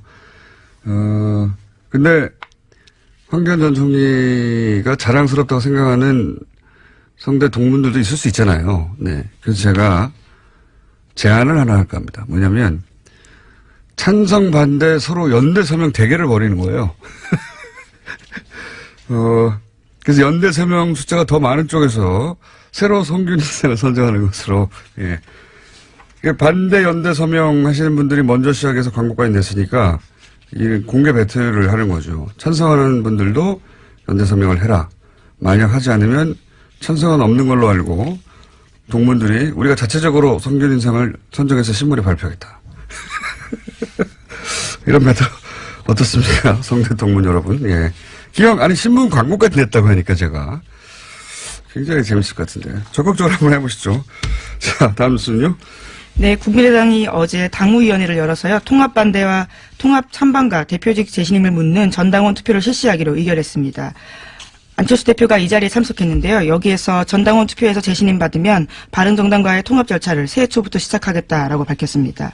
통합 시간표도 나왔는데요. 27일에서 30일 사이에 전당원 투표를 실시하고요. 31일에 결과를 공표하겠다라는 겁니다. 그렇군요. 예, 이 뉴스도 상당히 주시한 뉴스입니다. 간만에 해설을 좀 본격적으로 해보자면 당무위는 당연히 통과돼요. 왜냐하면 안철수 대표 쪽 사람들이 과반이 넘으니까 한 70여 분 되는데 과반이 넘으니까 통과될 거니까 하자고 했죠. 당연히. 그건 통과될 건데 제가 어제 이제 그 프레임이라는 건 단어 선택부터 시작되는 거라고 정면 승부라는 것도 하나의 프레임이고 단어 선택도 사실은 보수 진영이 혹은 보수 매체가 이 프레임으로 안철수 대표를 보호한다고 이렇게 볼 수 있어요. 왜냐하면 극명한 비교가 사실은 안철수 대표가 민주당에 있던 시절 거의 비슷하게 문재인 당시 대표가 이 재신임 걸고 투표하자고 했었거든요. 그때 보수 언론의 보도를 찾아보시면 제목이 문재인 정면 승부 아니에요. 문재인 파국, 문재인 뭐 극렬 반대, 문재인 투표 강행, 문재인 모두 등 돌려, 억지, 고집, 뭐 이런 제목을 보도하거든요. 그러니까 만약에 안철수 대표가 아니었으면 대표가 혼자 기자회견하고 자신의 당 의총회에는 안 안녕하세요, 김호준입니다. 예능 정부 청와대가 예능 프로인 알쓸 신잡을 패러디한 청쓸 신잡으로 홍보 방송을 만들어 황교안 씨가 진행하는 정권 홍보를 이런 식으로 하는 현 정부를 조선일보가 비꼬며 쓴 기사 제목입니다. 예능을 패러디하고 방송인이 출연해 청와대가 직접 홍보하는 방식이 과하다. 이렇게 느낄 자유 있죠. 그래서 예능 정부라고 한마디 하는 거 자체는 얼마든지 그럴 수 있습니다. 그런데 같은 기자가 1년 전 작성한 박근혜 대통령 한중 정상회담 관련 기사를 보면 이런 내용이 있습니다. 박 대통령이 작년까지는 붉은색, 노란색 계통을 입다가 올해 한중회담에서 처음으로 남색 정장을 입었는데 정상회담에 임하는 남다른 각오가 담긴 게 아니냐. 북핵 관련 연설을 했을 때도 남색 자켓에 바지 정장을 입었는데 전투복 드레스 코드라고 한다. 정상관 대화나 연설, 기자회견도 아니고 옷 색깔로 대통령의 각오가 얼마나 비장한지를 말하는 대목에서 빵 터졌습니다. 황교안 씨가 청와대 제작의 예능 패러디에서 정권 홍보를 하는 걸 예능 정부라고 할 거면 언론인이 자사 매체 지면을 통해서 이렇게 직접 대통령 홍보를 해주는 건 예능 언론이라고 해야죠. 요즘 조선을 벌리는 게 무척 즐겁습니다. 김원준 생각이었습니다.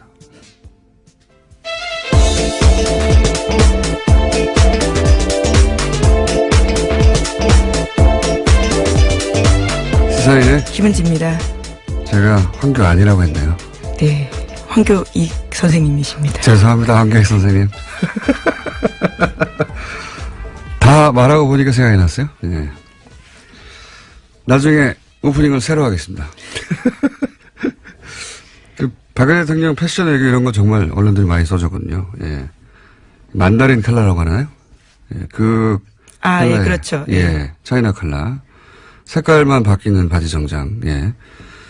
근데 알고 보니까 최순실 씨가 자신의 취향으로 같은 의상실에서 같은 패턴으로 만들어 그런 거였어요. 예. 이걸 패션 얘기라고 얼마나 마사지를 해줬는지. 그런데 그랬던 조선일보가 지금 현 정부를 매일매일 비판하려고 하잖아요. 근데 정부가 아무리 못해도 매일매일 비판하기 쉽지 않거든요. 매일매일. 그래서 어떨 때는 폭소가 터집니다. 너무 애를 쓰니까. 참 힘들겠다 싶어가지고. 그 중에 나온 게, 창의적인 예능 정부라는, 예, 비판이었어요. 황교안 선생님 죄송합니다. 갑자기 황교안 전 총리가 등극을 해버렸네요. 예. 제가 잘못했습니다. 첫 번째 뉴스는 뭡니까? 네, 어제 오후 3시 50분쯤 충북 제천시에 있는 복합 스포츠센터에서 불이 났습니다. 500명 가까운 소방 인력과 헬기를 포함해서 40여 대의 장비가 투입됐지만요. 불길은 6시간 지나서 밤 10시가 넘어서 잡혔습니다. 4차례에 걸친 수색 끝에 모두 29명이 숨지고요. 또 다른 29명이 다쳐서 병원에서 치료받고 있는 것으로 집계됐습니다. 사망자 대부분은 2층 여성 사우나에서 발견됐는데요. 훼손된 신체 일부가 추가 발견되는 등 사망자가 더 늘어날 가능성도 있다라고 합니다. 사망자가 너무 많네요. 예. 뭐 사고 원인은 소방 당국이 앞으로 정확하게 밝히겠지만은 장비 오동작 이야기도 나오더라고요. 예. 네, 그런 보도 나왔습니다.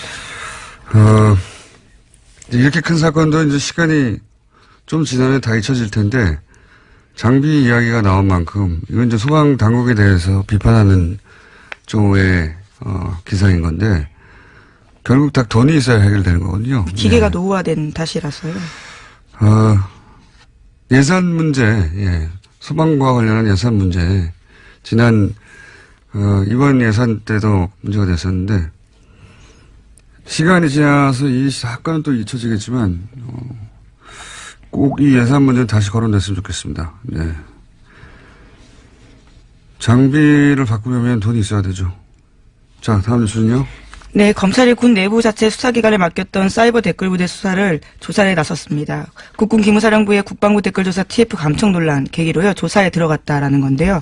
검찰 관계자는 군 관계자를 참고인으로 조사 진행한 부분이 있고 추가로 조사할 수도 있다라고 밝혔습니다. 덧붙여서 국방부 TF에서 하고 있는 것과 별도로 진행하고 있는 부분이 있다라고도 밝혔는데요. 기무사의 조사 TF 감청 사실이 드러나면서 검찰의 군 댓글부대 수사는 활기를 되찾고 있다라는 겁니다. 아유, 굉장히 잘하는 거죠. 예. 군을 수사해서 군이 자체적으로 덮어버린 사건이나 축소